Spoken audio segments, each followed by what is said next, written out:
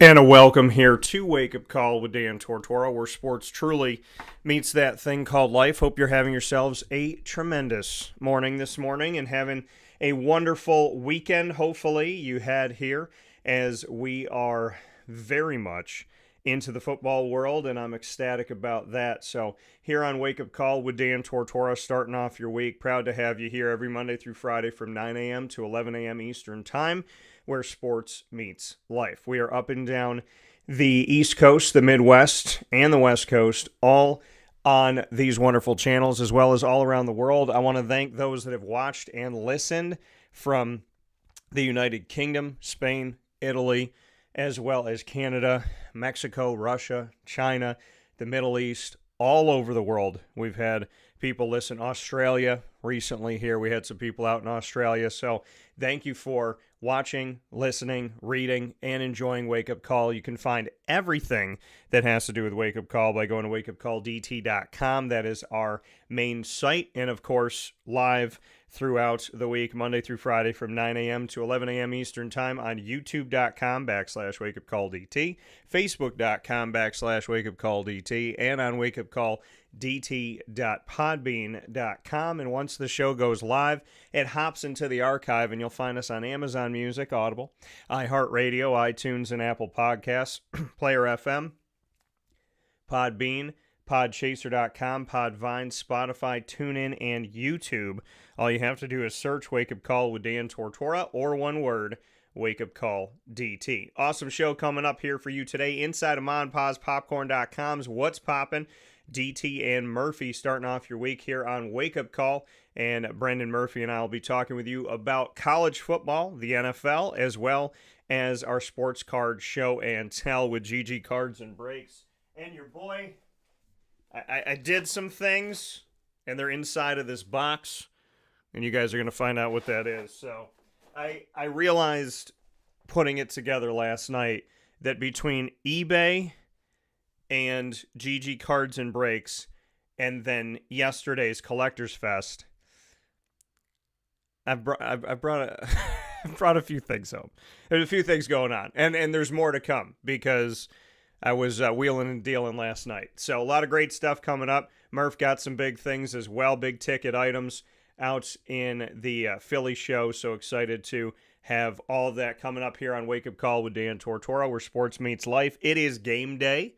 So Murph is dressed in Green Bay, pardon me, Jets gear. And that is for Aaron Rodgers to make his return repeat moment. He did it, but it was 75 seconds, kind of. He was there, but did you Four see plays. him? So happy to, he kind of, but tonight we'll see again as Aaron Rodgers tries to make his debut again for the New York Jets, and they're going up against the San Francisco 49ers Monday Night Football on the West Coast, and excited for that. So a lot of good stuff coming up here where sports meets life. Thank goodness that in the return of Aaron Rodgers, he's not playing up against a defense that's, one of the best in the country. And obviously I'm being very sarcastic, and we'll have some fun tonight. Hopefully Aaron Rodgers will play an entire game. We can see what I just want to see more than 4 plays. Yeah. Hopefully we could see a lot more of Aaron. Good stuff from the Niners and the Jets. See what the Jets are truly made of with him as their quarterback, because we know they have a great defense. And, the other thing that people are not going to talk about maybe as much in this game that they should is this is the battle of two of the best defenses, in my opinion, in the country. So, excitement up here. Good morning to Murph. Good morning. How was the show yesterday?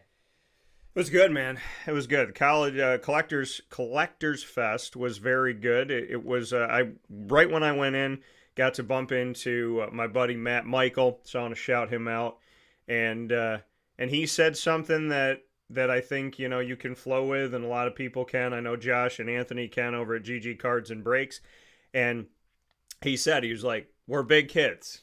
He's like, you'd like to think that the life you live and in the broadcasting world and covering sports, and then he's like, I went out and bought some stuff, and he's like, I didn't get anything, too crazy, but he went and added to his collection, and I did the same. So the show was good. I was out at the fair. It was nice because the fair had its last day on Labor Day last Monday, so a week ago today. And so I wanted to go out no matter what because I love the fair. And I know the fair might be a little bit different than it used to be, but I'm always hoping for great things, and I truly love and appreciate the fair. And so I was going to go out to the fairgrounds no matter what yesterday, just to have that nostalgia and remember those concerts that I saw because the Science Building is right by Chevy Court. So it was nice to get back out there. The show was good. It was fun, and got to speak with Lynn, who runs the whole thing, and definitely appreciate the work that he has done in the community, and told him as such, and just really grateful for the fact that we have events like this in our community and people that care so very much. Good turnout, a lot of people, seemingly maybe a few more vendors than were there last September and whatnot, so that was a good thing too. And yeah, ultimately it was a good time, and I'm excited to show what I got. How was the Philly show? So that show's actually coming up in 2 weeks. So Okay. this one was Brotherly Love. So the Philly show is actually like a major thing. Yeah. Is Brotherly Love not in Philadelphia? It is not actually. It is in New Jersey. Confusing. That sounds like Yes. Brotherly Love. It's got to be Philly. I mean, it's basically Philly. Yeah. I mean, we're talking 20 minutes over the border. You're right. Like Fishtown is in Philly. This one is in Voorhees, New Jersey, which is 15 minutes from Jersey. Okay. It took me 10 minutes to get to the Ben Franklin Bridge. Then it took me half an hour to get over the Ben Franklin Bridge to get back into Pennsylvania. Yeah. But yeah, it was a great show. It cleared out at around 12:30. Naturally, everyone wanted to go home and watch football. There were some dealers to my right that had the Giant game on TV on their iPads and their computers, and some people had it on Red Zone, which I think I should have done, but I had a good day at the show anyway. Picked up some absolute monsters. There's 2 cards that I bought that tally, at least with what I put the stickers on them, at $1,850 for 2 cards. Yeah, so it was a good show. Really, really good show. I did leave with more money than I went in with. So even after buying all that stuff, I left with more money than I had when I got there. So that's, in your eyes, I made money. But I actually did make money, and I made a good amount of money on some cards. In most human beings' eyes. Most humans. If you walk in with 5 and you walk out with 7, most human beings would be happy. Well, there was one deal where I think I made $70 on the deal. It was just under a $500 deal, but I profited $70 off that one deal. Yeah. Like, it was a big Aaron Judge rookie card that I made $30 off of, and there was a Bryce Harper, really cool Future Stars Bryce Harper card that I think I made $35-40 off of that one. So like I profited $60 to $70 off of that deal, off that one deal. There's other deals where I made $5-10 a piece, which that's fine. My big thing is I want to make profit. When I make profit, that's when I can reinvest into other stuff. And as we'll talk about later, you'll see those 2 big cards I bought. There's another big card that I bought before the show, that I have.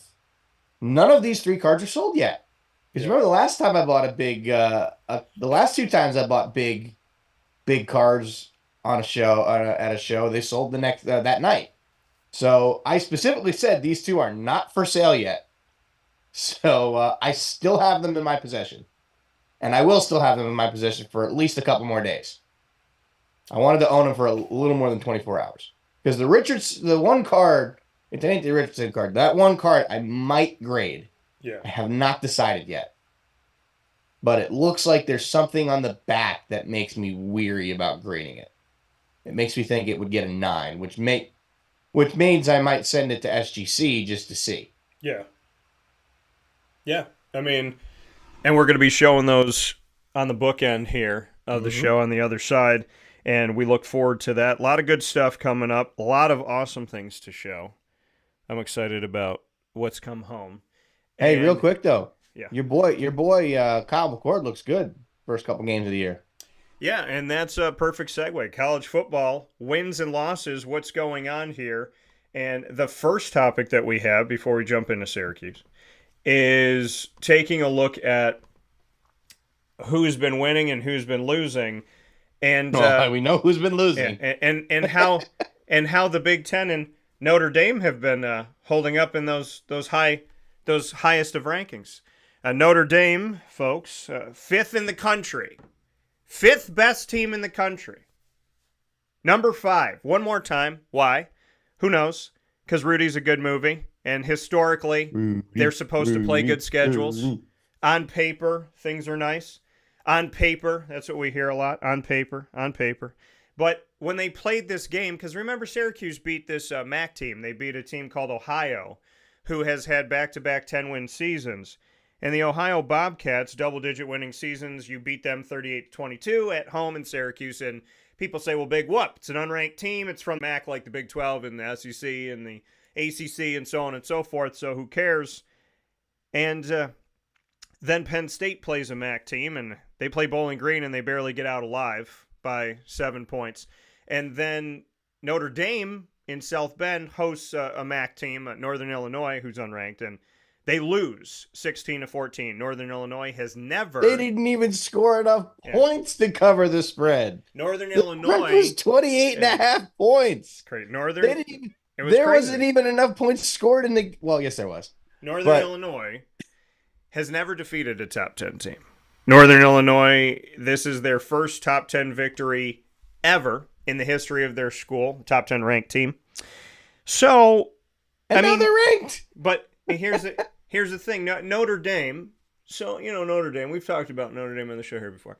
And I have all the respect in the world for Notre Dame and their history and their prowess and the things that they've done. But I have made a comment that is only based in facts, and if it wasn't based in facts, I would not make the comment because that's not what we do here. We make comments that we can back up. So Notre Dame, who we've seen at 7, and we've seen at 8, and we've seen at 5, and we've seen at 10, and in this world of the last few years, they get ranked so high because they're supposed to be good. Their conference, or they're not in a conference. They're supposed to be good. Their schedule is supposed to be hard. And historically, this team's okay and that team's okay. But Murph, I'd love to talk this morning about Notre Dame because they were ranked number 5 in the country. They lost to an unranked team in the MAC, and that team being Northern Illinois came into South Bend, defeated them 16-14. But as of last week, we were talking about Notre Dame, or a couple weeks ago, and the overall, there was people in the media that were discussing Notre Dame's path to the college football playoff. They don't have a tough schedule. They were crowning them with 11 games to go out of 12. And they had made statements of, well, they only have 2 true road games left. So they're playing on neutral ground or they're playing at home. And that to me is a problem in and of itself. You have 11 games to play and you only have 2 true road games. Wow, that worked out in your favor, did it not, as it typically does for Notre Dame? But I'd love to get your thoughts this morning because I've said that Notre Dame has an unfair advantage in the polls, and there's nothing but facts to support me now. So I'd love to hear your thoughts.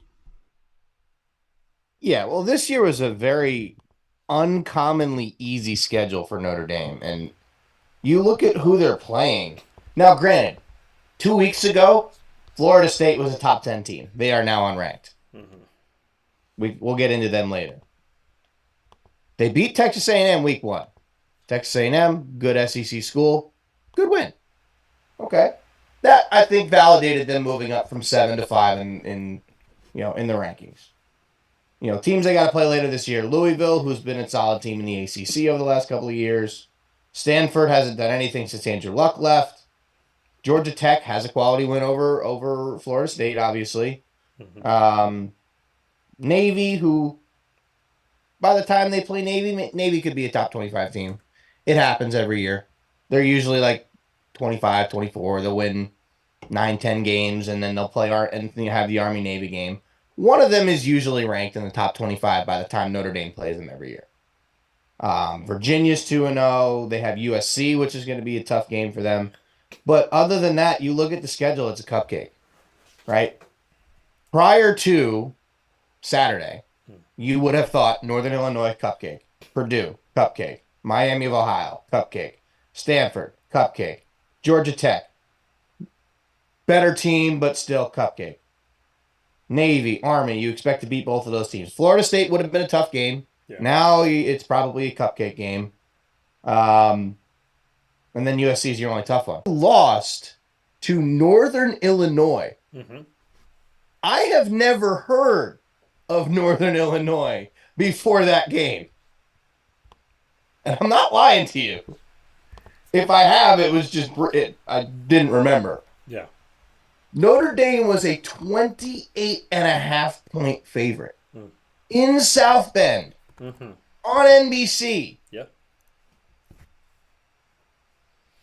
Guess their ranking was too high again. Ain't that unfortunate? Set up to succeed, as always. I mean, listen. If you want to do that, then why was Florida State ranked 10th? Now they're unranked because they stink.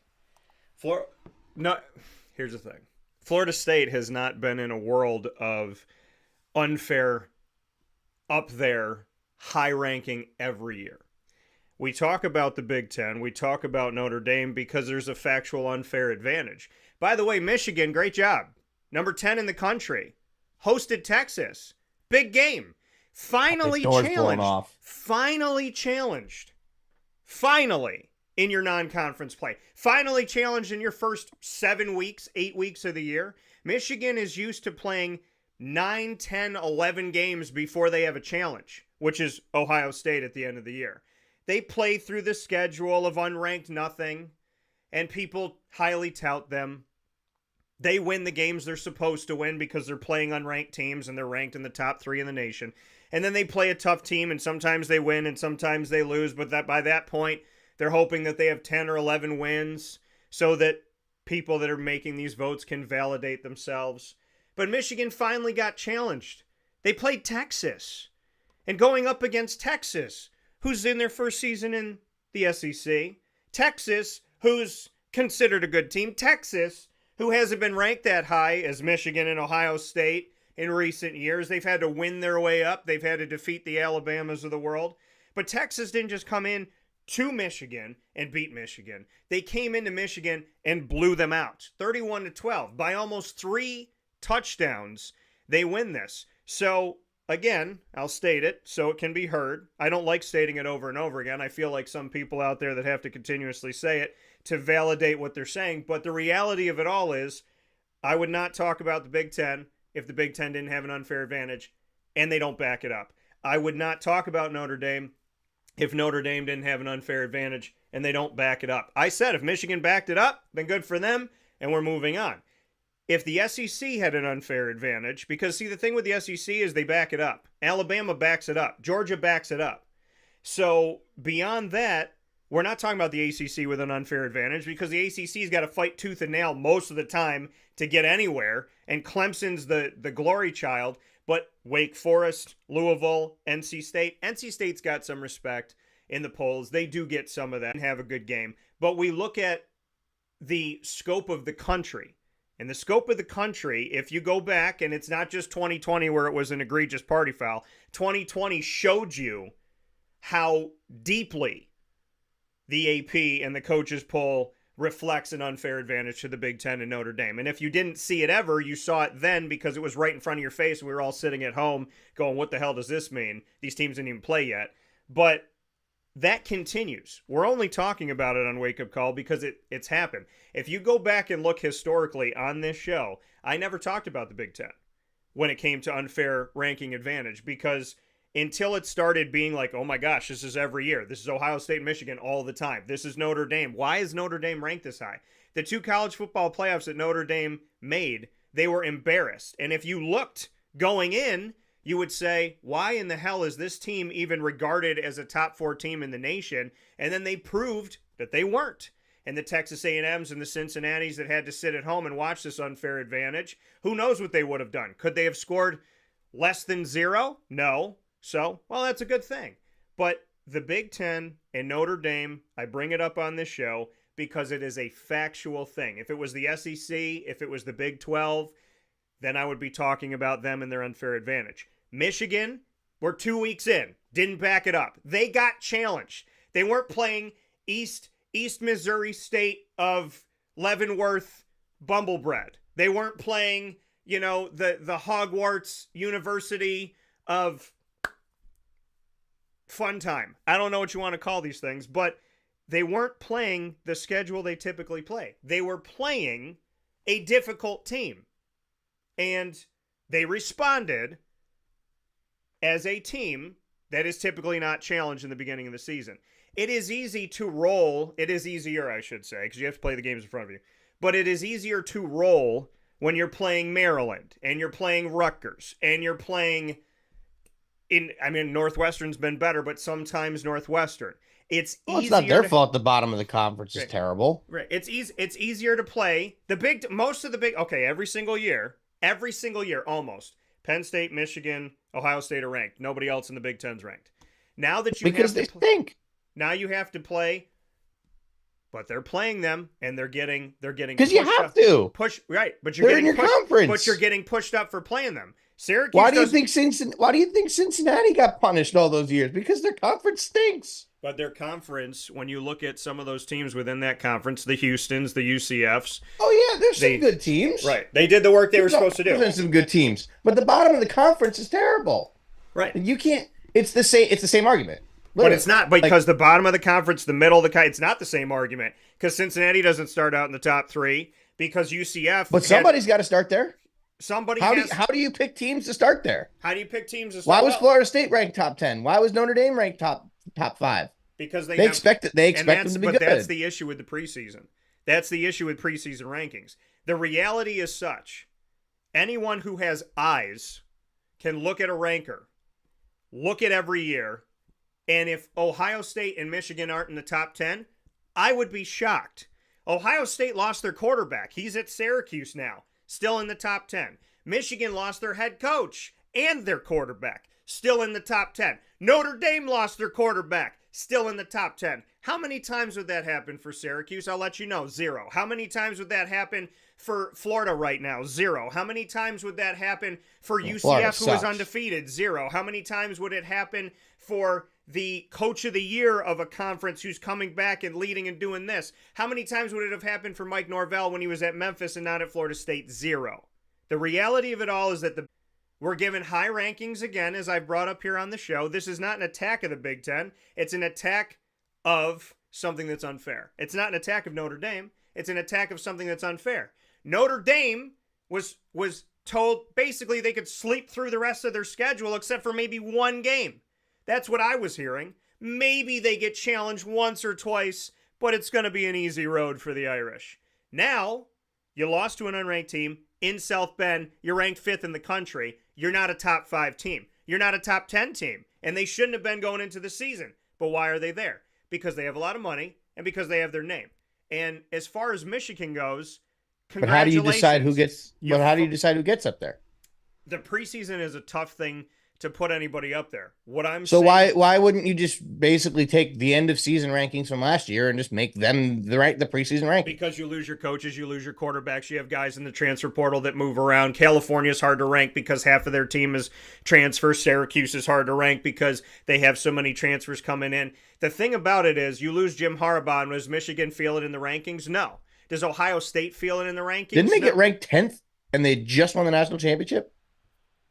Being ranked in the top 10 without your quarterback and without your head coach. They just won a national championship. That's great. That was last year. Congratulations. At the end of last year, you get to be number 1. Yay for you. Last year, you get to be number 1. This year, look at where they are. All I'm saying is...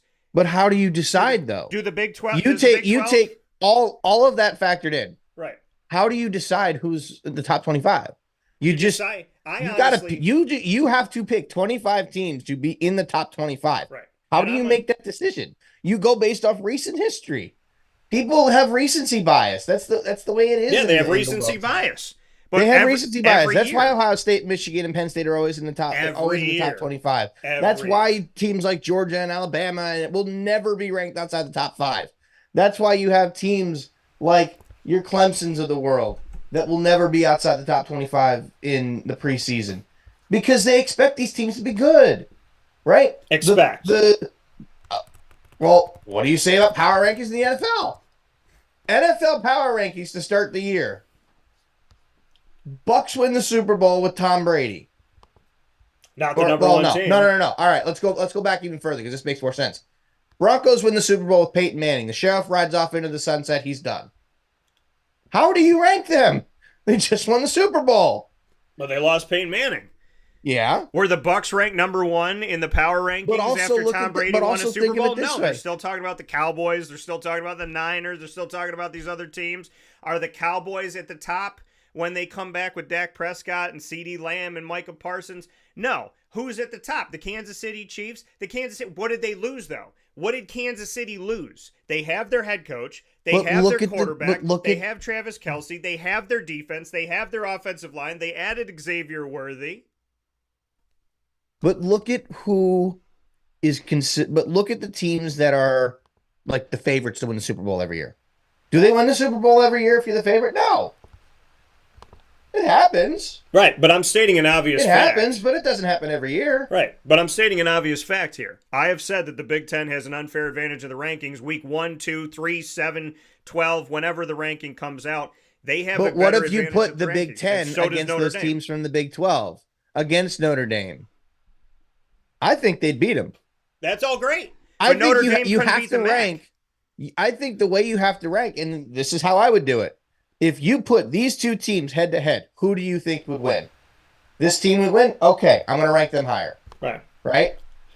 Those three schools, Michigan, Ohio State, and Penn State, you look at the entire top 20. They were not ranked. Michigan was not ranked above Texas. And who won? Texas, as they should. So Texas is now number 2. Right? I'm gonna pull up the top 25 here. I'm just gonna make things easy. So 5 of the top 6 are actually SEC schools. Well, no, wait. 6 of the top 7 are SEC schools. Shows you how good the SEC is. But regardless, if you look at these rankings and the way you do it, Penn State, Oregon, both in the Big Ten now. Penn State is ranked 8th, and Oregon is ranked 9th. Who do you think would win? Do they play each other later? They do not play each other this year. Of course they don't. They play USC. There's too many Big Ten schools to do that. So they play USC, who's ranked 11th. Penn State, Oregon. Who do you think wins? Honestly, I think it's a toss-up, and I think there's a good shot for Oregon because Penn State doesn't typically get challenged like this.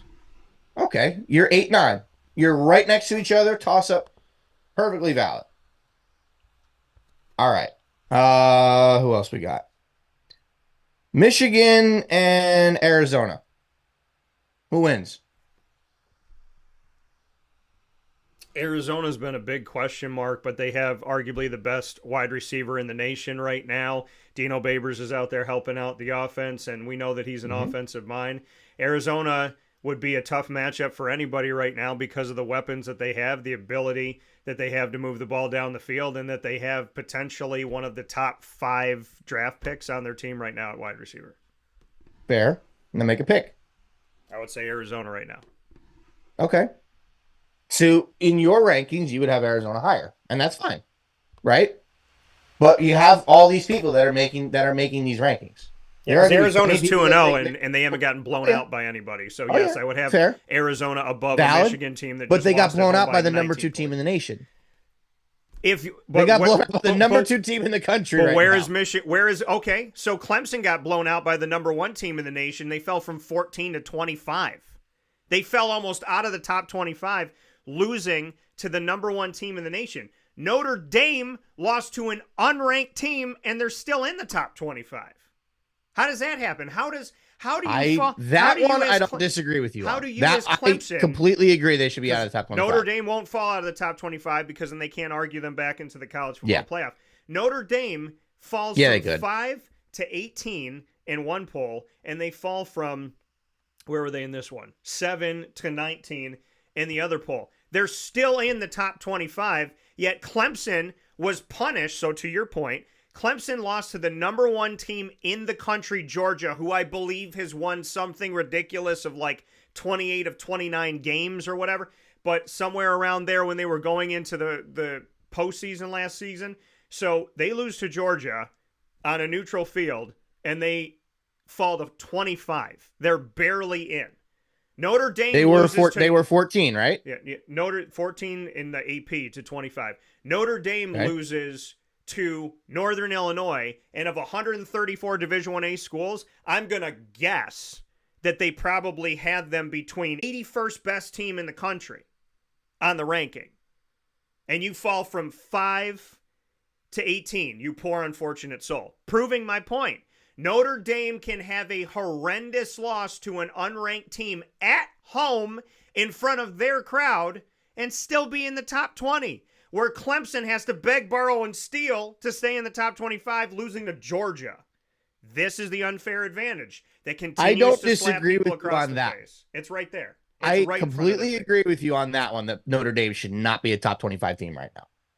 Especially considering the fact that Northern Illinois is number 25. How many times have they proven? How many times has Notre Dame proven? This is my point.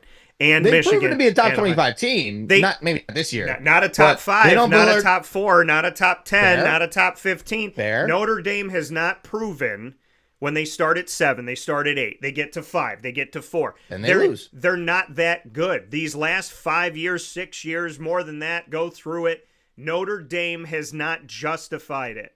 Ohio State and Michigan are not challenged.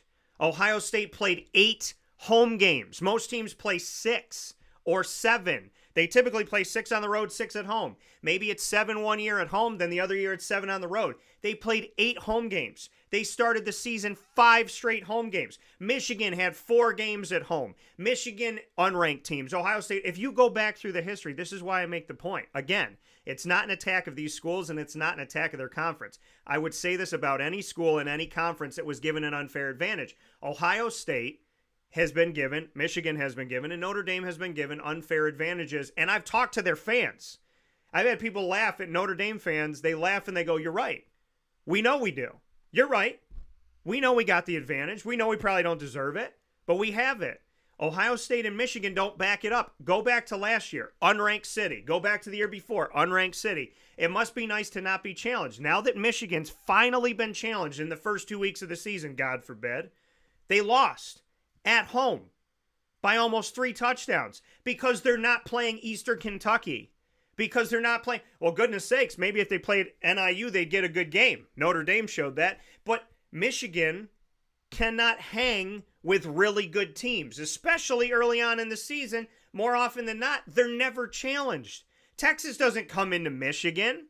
You don't have these games. You're not playing Alabama. You're not playing Arkansas or one of those teams in the SEC. Like if you're not going to play Alabama, you're not going to play Georgia, play one of these. Clemson says, let's play Georgia. Is Michigan saying that? Is Michigan saying, give us Georgia? Michigan said, let's play Texas. In the first 2 weeks? Because Texas has been an up and down team. Sarkisian's put them in a better place, but before that, they struck Tom Herman, he was let go. Charlie Strong, he was let go. Things didn't work out in Texas. They haven't been a consistently good team for a long time. They've been changing their coaches every few years, but he's helped to give them life now in these last couple years. And we don't know what they're going to look like in the SEC, but we sure as hell know that Texas, up against Michigan, on the road, responded to the challenge that Michigan didn't. Michigan is proving my point. They don't play a tough schedule. Now that they had a tough game, they lost immediately. Now they have 1 loss. Why do they not like doing this at the beginning of the season? Because they have to be 11-1 or 12-0 for these fake rankings to make them look like they're a good team. They've won 1 college football playoff. What have they done with the rest of them? But they get into a ton of them. Ohio State's won 1 college football playoff, the first one. But they get into a ton of other ones. Why? What have they shown in the other ones? These teams that are fighting tooth and nail every single year, that have a really good year, maybe just for 1 year, they don't get in because those spots are reserved already. That's what I'm talking about. Now they will.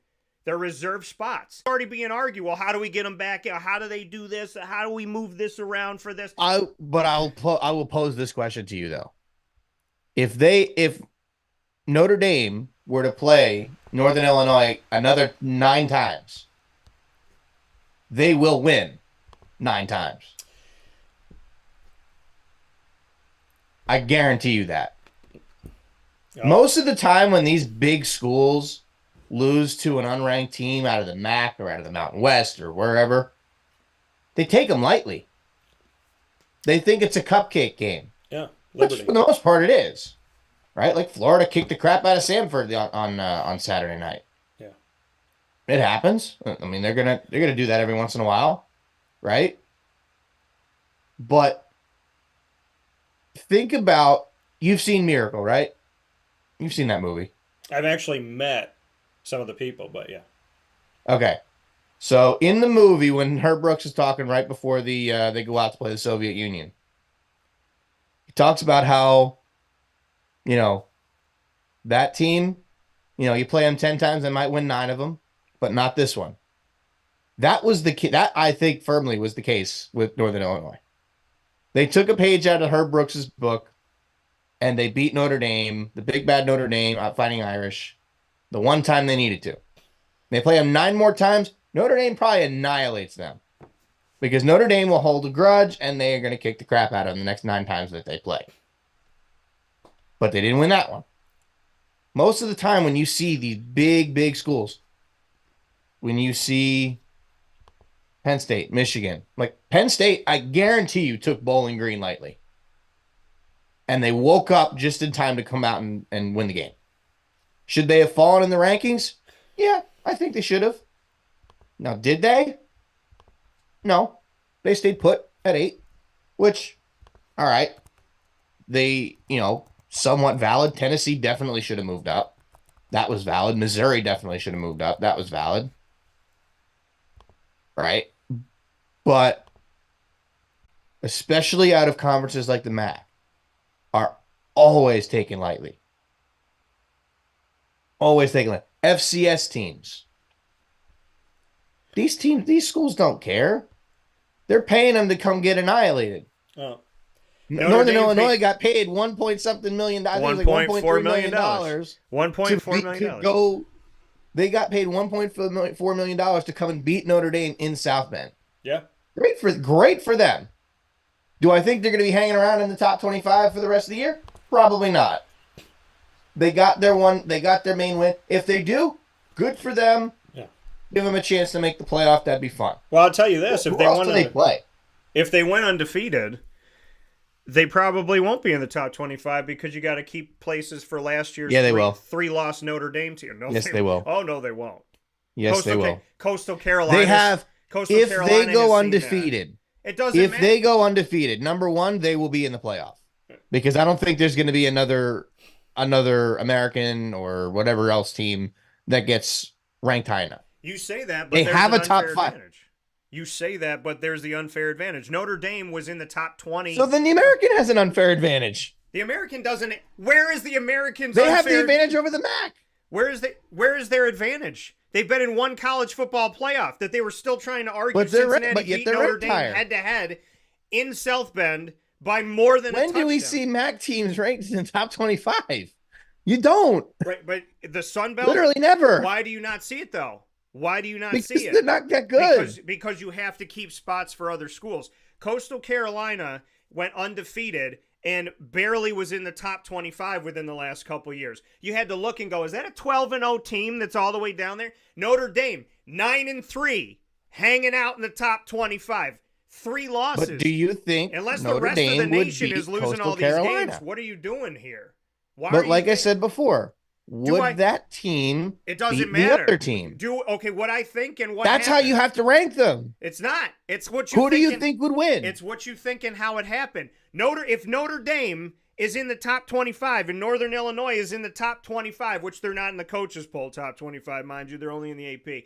But if Notre Dame and Northern Illinois played each other, which they did, and Northern Illinois is 2-0, which they are, and Notre Dame's 1-1, which they are, I don't disagree with you that Notre Dame should be ranked lower than Northern Illinois. Then you put Northern Illinois above Notre Dame because Notre Dame lost to Northern Illinois. But see, you're talking to me about things that You're talking to me about paper, and I'm talking to you about facts. You're saying, if you looked at this, who do you think would win? The reality of it all is most people would have picked Notre Dame over Northern Illinois. Northern Illinois won. That's that's reality. What I'm with you on when that. they look at the polls, it's not just, well, we're going to pick Michigan because if they play this team and whatever. No, they look at Michigan's schedule. Unranked, Ohio State. That's their schedule. If the American played that schedule, you sit here, a lot of people sit here and go, they played all unranked teams. You can't rank them. They only play one ranked team. But what do they do against Ohio State? If they beat Ohio State, then yeah, you rank them. That's the same thing. And they should be ranked high. That's the same thing the Big Ten. That's the same thing the Big Ten does. Michigan and Ohio State are set up to succeed every year. Not anymore. Now that they have Oregon, now that they have Washington, now that they have USC, now that they have to play a non-conference schedule that, gosh forbid, is better than playing butterfly cupcakes from down the street, that's going to challenge them. And Michigan's first response to an actual challenge in the first 2 weeks of the season that they never have to deal with. They never play these games in history. Their first response to an actual challenge from an actual team that actually could make the college football playoff, they got slammed at home. Notre Dame is still getting argued of how, in which way can they get in. They're not in a conference. They don't play a conference championship. That should work against them. And they have a weak schedule this year. They're done, in my eyes. Notre Dame has a weak schedule many years. Notre Dame has consistently had a weak schedule. Remember, they lost to Northern Illinois this past weekend. But the year they made it to the college football playoff, they just barely beat Ball State, who's also a MAC team. They just barely beat Vanderbilt, who was at the bottom of the SEC at the time. Vanderbilt's gotten a little bit better. Always at the bottom of the SEC. But you look at Notre Dame. This isn't just this year. What I'm saying is, when you get ranked in the top 5, top 8, top 10, and you're regarded up there, they protect certain teams. You can't tell me Notre Dame's not protected when you lost to an unranked team that maybe is ranked 81st in the country of 134 teams, and you still are in the top 25, and not even in the top 25, you're in the top 20. Notre Dame is still regarded as better than the majority of the entire nation after losing at home to an unranked MAC team in Northern Illinois that nobody gave respect to coming in except for Northern Illinois and their fans. This is ridiculous. In Michigan, gosh forbid, you can't put Michigan down. You can't have Michigan fall out of this thing. They lost to Texas. You got to make an excuse for them. But here's the thing. Clemson loses to Georgia and almost is out of the top 25. What happens when Michigan loses to Texas? Does Michigan go to 25? No, they go to 17 and they go to 16. So again, the unfair advantage shown you between the Big Ten and the ACC. Clemson loses to Georgia and has to thank the high heavens that they're even in the top 25. Michigan loses to Texas and they go, well, they lost to a good team. It's a quality loss. Keep them in the top 20. Clemson loses to Georgia. It's not a quality loss because it's Clemson. If it was Michigan that lost to Georgia, they'd be in the top 17. They'd be in the top 20. They'd be in the top 18. This is the argument I'm making. The Big Ten and the Notre Dame have quality losses. Nobody else in the country has a friggin' quality loss. Maybe the SEC, but a quality loss. Top 20 is Michigan. That would never happen with Clemson. It would never happen with Wake Forest. It would never happen with Cincinnati. It would never happen with Memphis. It would never happen with UCF. It would never happen with Boise State. It would never happen with Coastal Carolina. If they lost to a Texas or they lost to a Georgia that was ranked in the top 4, they might be out of the top 25. They'd be at the bottom of the top 25.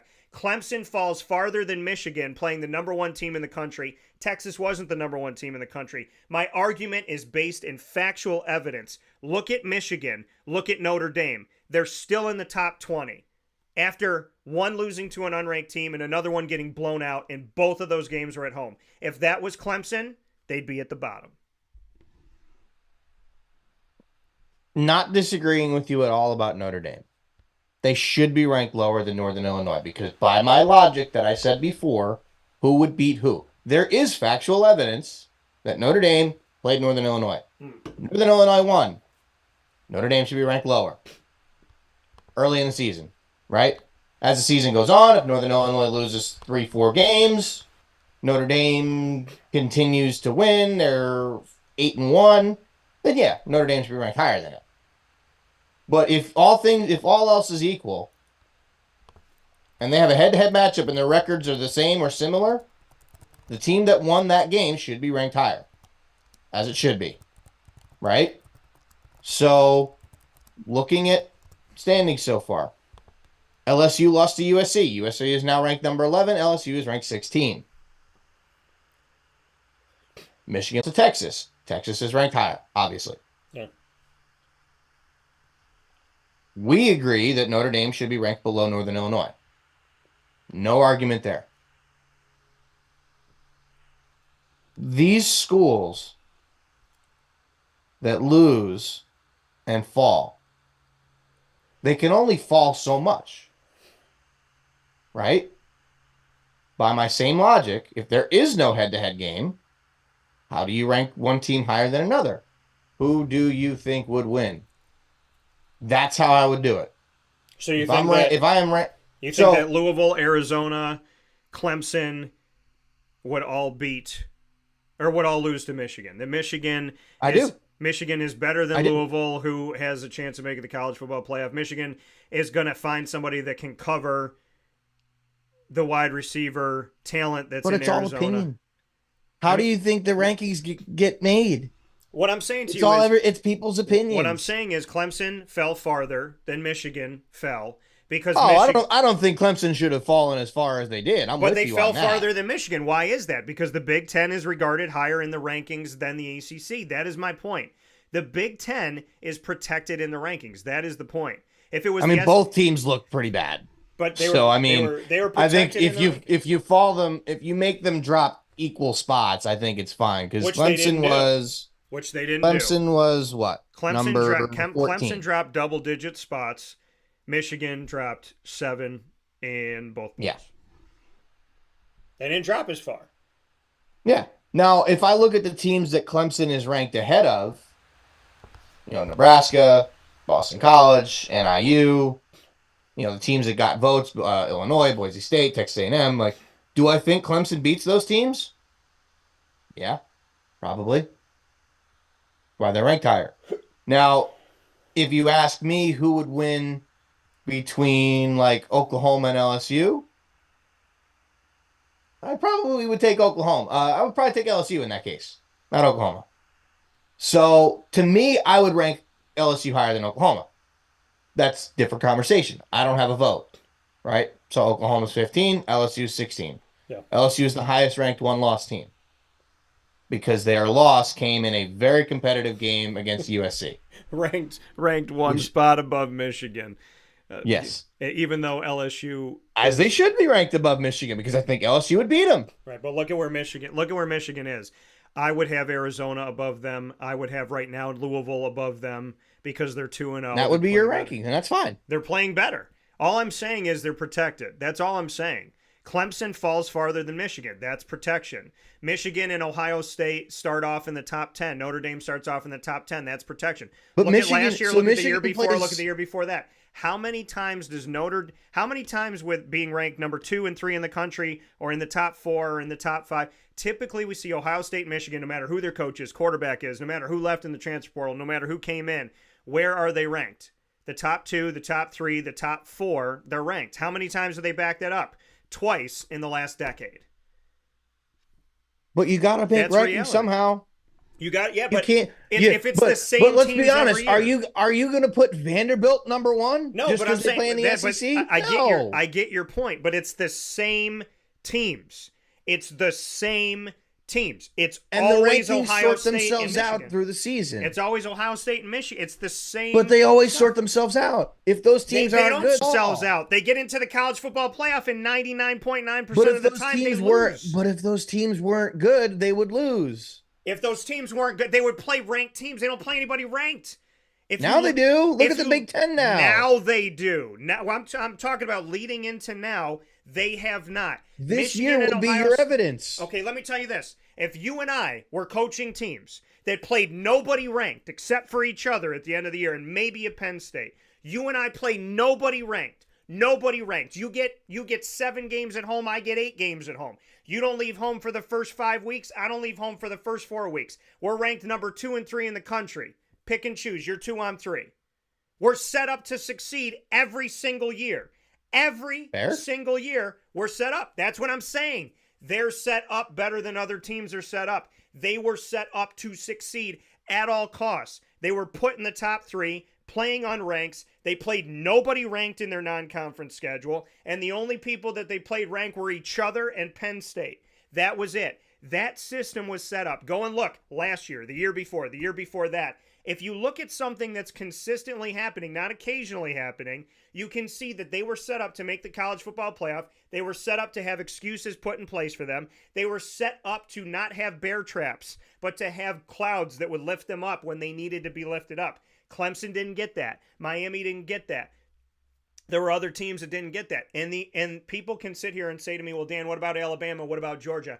Alabama and Georgia back it up. Alabama and Georgia win national championships. Alabama and Georgia have proven themselves. So if you have an unfair advantage for Alabama and Georgia, and you have an unfair advantage for Michigan and Ohio State, who backs it up?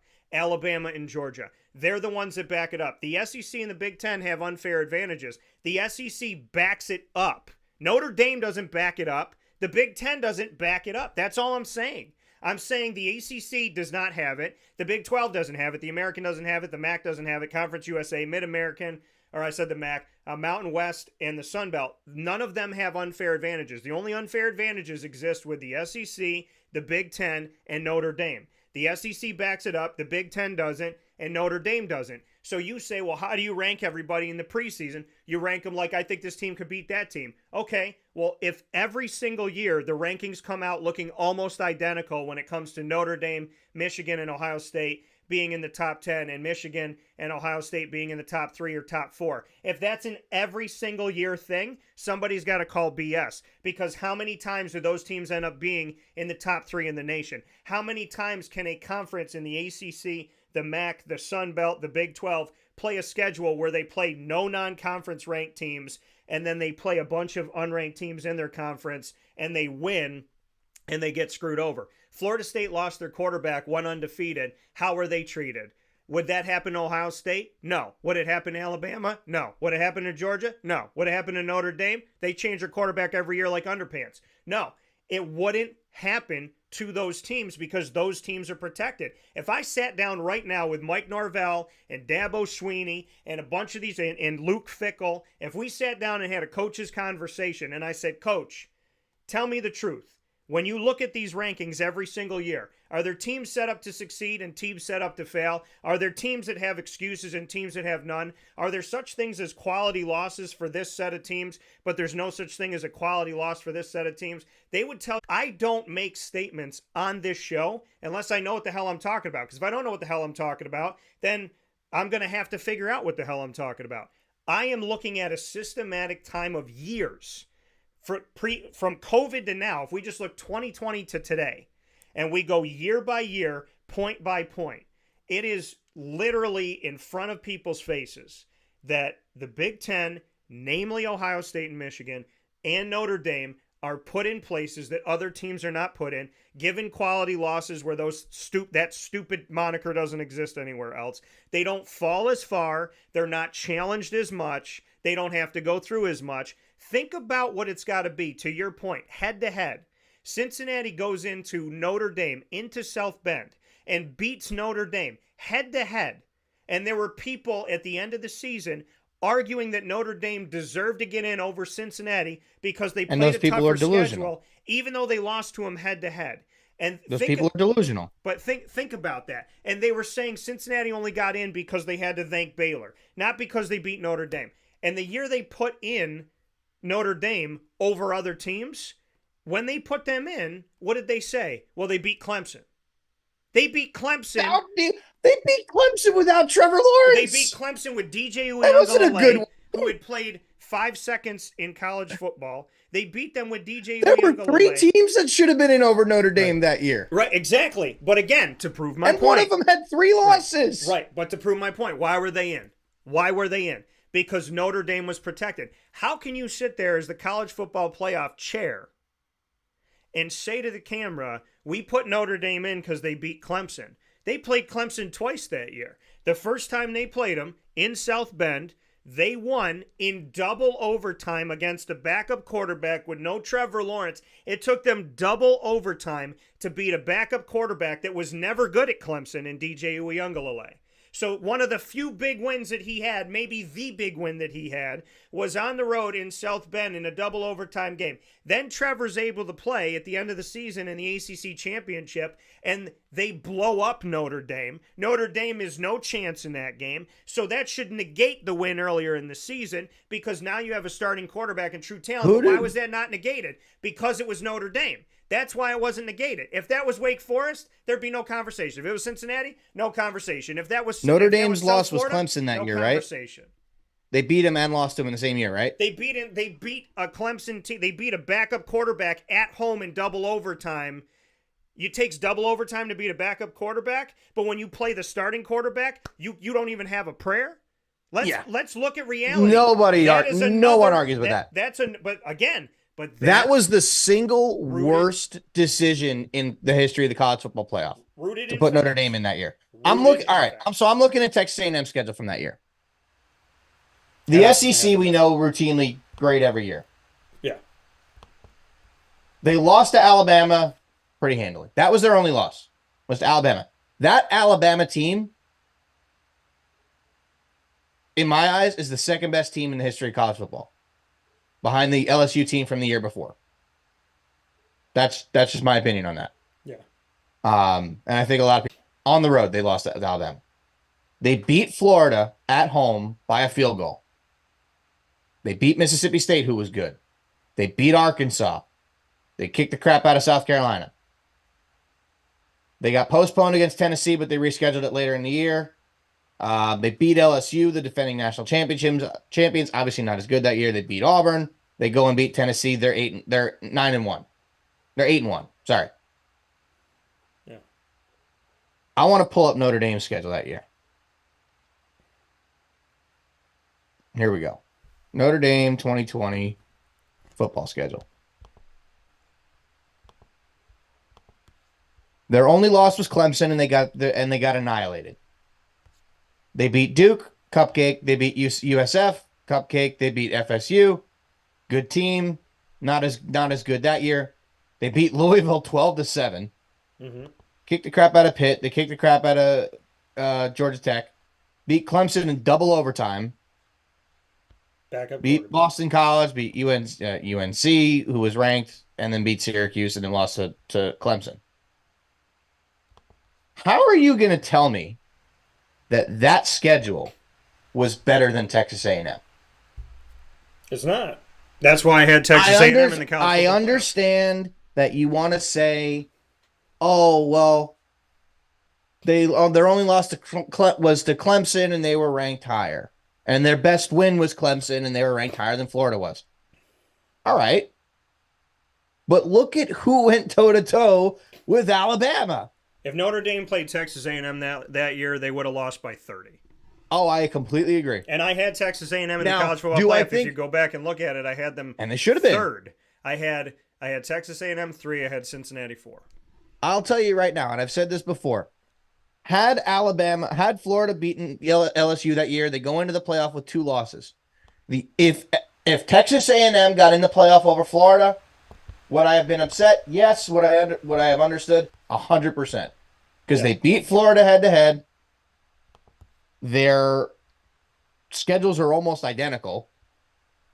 So, did Florida do better against LSU or against Alabama? Sure they did. But they also had a second loss. Yeah. Texas A&M, I would have put in over Florida. As much as it would have pained me to say it at the time. I think Florida would have, if they would have gotten in with 2 losses, I think people wouldn't have liked it, but I also think it would have been a better game against Alabama. However, I also believe Florida would have beaten the crap out of Notre Dame that year. I want to find out. Hold on. Let me find the final rankings. Yeah, when you look at... Here we go. When you look at it, it's that, the reality is in front of you. Notre Dame, but also Ohio State, and Michigan and the Big Ten. And we're seeing it in the rankings right now. None of these teams are falling out of the top 20. They're being protected. They're being taken care of. And we'll see. We'll see what happens from here because they have not responded to the challenge. Notre Dame, and it says something about the media when they're looking at Notre Dame's schedule 1 week in. 1 week in. They play one game, they beat Texas A&M. They're like, well, this is the game they had to win because the rest of the schedule is easy.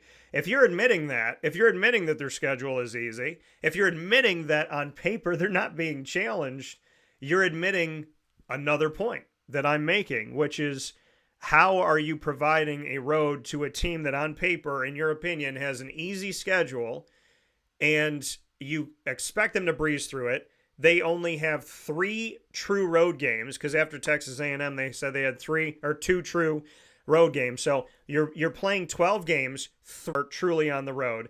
You don't consider these to be difficult teams. So you're setting them up in a cupcake fashion. They're not in a conference. They don't have to play teams if they don't want to every single year that know them and know them well. And they don't have a conference championship game that, in the case of Georgia, blew up their college football playoff hopes last year, which I think was the wrong thing. But the committee has made a lot of mistakes. At the end of the day, again, it's stating my point. You have 11 weeks to play, and you're saying Notre Dame's schedule is easy and they're not hardly playing anybody on the road. Then they lose to Northern Illinois. The conversation should be over. But the conversation should also be over for Michigan. I wouldn't say that yet. It should be. But it's close. It's pretty darn close to being over. You lost by 3 touchdowns to Texas. Because this is the reason why. Florida State lost to Georgia Tech in Dublin. Their season wasn't over yet. Michigan loses to Texas, who's the number two ranked team in the nation now. Was number 5? No, 4. Going into the day. They're number 4 going into the day, right? I should say like their something path, like that. Their path. Their path. Something is like that. They're not done. Their like path. Their path is difficult. Let me rephrase. Michigan is not out of it. Because people could. It was for the same reason that Florida State was still very much in it. Right, but because last year, yes, they would have been done. You lose one game early to an unranked team, you're done. Essentially. So, realistically, looking at this, is Florida State done now? Unfortunately, probably. Because now they got 2 losses. They've lost to 2 not great teams. Their path is probably done. Should Notre Dame's path be done? I think it should be. Yeah. Is it though? Probably not, because they've only got 1 loss. Is Michigan's path done? No, they've only got 1 loss. They still got to play Oregon, I think. Is it Oregon or USC that they play? I think it's USC. They play USC, they play Oregon, and they play Ohio They play State USC. They play all 3. Okay. Yeah. So if they win out, yeah, they should be in the playoff. 100%. Are they going to lose early? Yeah, probably. I think they'd probably lose to, well, maybe not necessarily early, because then you'd be knocking out teams like Oregon and Ohio State and teams like that. But if they run the table, yes, they should definitely be in. If they lose one more game, let's say they lose to Ohio State by 3 in the last game of the year, and then they don't have a chance to play the Big Ten championship.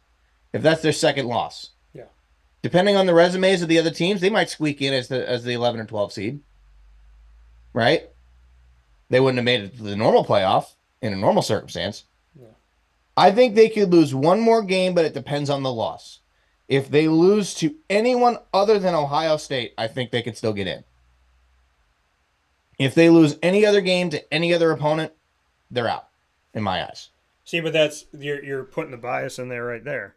You're saying, okay, if they win every game and then they barely lose to Ohio State, we still got to consider Michigan. Why? Well, I said because you could get them to squeak in. There's no squeak in. But that's the thing. Would you say that about Clemson? I'm saying that only if there are other teams if there are not other teams that are better than Michigan. So Clemson right? loses. So let's just say let's just say we're using the Big 12 for an example, right? Use Clemson. Clemson loses to Okay, Georgia. Clemson, perfect. Clemson loses to Georgia. Clemson. Who do Let's they say play? Clemson lost. Let's say Clemson loses to Miami by 3. Do you argue Clemson with 2 losses to Miami and Georgia over Michigan, or do you argue Michigan over Clemson? The committee's going to put Michigan in. In the two, there is a very valid argument. They're going to put Michigan in. They're not going to give a 2-loss Clemson in there if they lose to Miami. I don't think so. They're not going to. But that is the unfair advantage. If Clemson loses 2, they're done. Florida State's 2, they're done. Well, actually, now that I think about it, maybe they would. If Clemson lost to an unranked team, people wouldn't be talking about them. They wouldn't be talking about them. The reason they would? Because if Clemson, let's just say Clemson loses. Now, Clemson doesn't even play Miami. Right, but that was my argument. Right, let's just say Clemson plays Miami in the ACC championship. In the championship game, yeah. In the championship game, and they lose by 3. Yeah. Their best wins would be Louisville and South Carolina. That would be their best wins. Michigan, if that was thing were to happen to Michigan, and they lose to Ohio State by 3, they don't play in the Big Ten championship game, they would have beaten USC, Washington, Oregon, and, well, not really Northwestern. So those 3 big teams, all currently in the top 20. Top 15, actually. Yeah. Well, no, not Washington. I'm sorry. Washington's unranked. But Washington's also 2-0. They would play all of those schools and having wins over all of those schools. Which resume is better? You're forgetting. If you tell me Clemson, if you say Clemson, you're kidding yourself. If Clemson ran the table, I want to make a case. I want to say this first. NC State, good team. Louisville, Virginia Tech, and depending on what South Carolina does, those are 4. Now, if Michigan runs the table over USC and Oregon and Washington, if they won all 3 of those games, then I would regard them as better than Clemson. I would. Okay. What I'm saying is valid.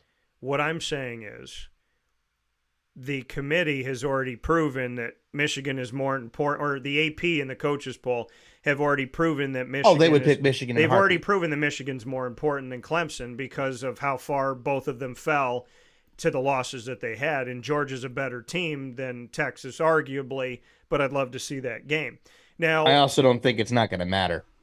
I really also don't think it's going to matter. I think that we could see as many as 7 SEC schools in the playoff. But literally. But you look at the fact of they back it up. They back it up. Because the conference is so good. They back it up when they're ranked. They back it up. They back it up. Michigan, but the reason why the SEC is so good. You back it up in the SEC. The SEC, you got to play Arkansas. You got to play Auburn. You got to play Alabama. You got Georgia. Look at who you have to play. If you're a school like Vanderbilt, how do you compete? You don't. But when when Maryland loses to Michigan, 2, 3, they're like, 4, 5, Michigan 6, beat Maryland. That was a big win by Michigan. That was a good win 7. by Michigan. But when Alabama beats Vanderbilt, everybody just goes, yeah, okay, they burp and they move on. They've got 7 teams in the top 25, and 6 of them are in the top 7. That is how good the SEC. Oh, I'm sorry, I forgot about Oklahoma. 8. Yeah, but only way. But that's why the SEC is so good, because all of these teams are good. So you have to play all of them every year. Right. Why do you think Florida stinks right now? Their schedule is brutal. They've got to play, and they already played Miami and they got blown out. I already think they might only win 2 or 3 games this year. But they got to play Texas A&M next week, who's routinely good. They got to play Mississippi State, who's been meh. They got to play UCF, who now I think they're probably going to lose to. Tennessee, who's ranked 7. Kentucky always gives them a good game. Georgia's ranked number 1. Texas is ranked number 2. LSU is 16. Ole Miss is 5. And then they play Florida State. That schedule is brutal. let's just look at it. I'm just going to pick another random SEC school. Let's pick Kentucky. Let's see who they play. They lost to South Carolina. Okay. They played Georgia this week. Ohio, cupcake. Ole Miss, number 5. Vandy, cupcake. Florida, they'll probably beat. Auburn, usually reasonably good. Tennessee, ranked 7. Mm-hmm. Murray State, okay, they'll beat them. Texas, and then Louisville. That's not as brutal as Florida's schedule, but it's pretty darn tough. It's because all the good teams are in the SEC. The only way these non-SEC teams can play SEC teams is in their non-conference schedule. And the big SEC teams, like your Alabamas and your Georgias and your Tennessees, they only have a hand. There's only, I think, was it 3 or 4 non-conference games? And 2 of them are already going to be reserved to teams that you're paying to come get blown out. And that's the other thing, is that the Big Ten only plays 3 non-conference games when other conferences play 4.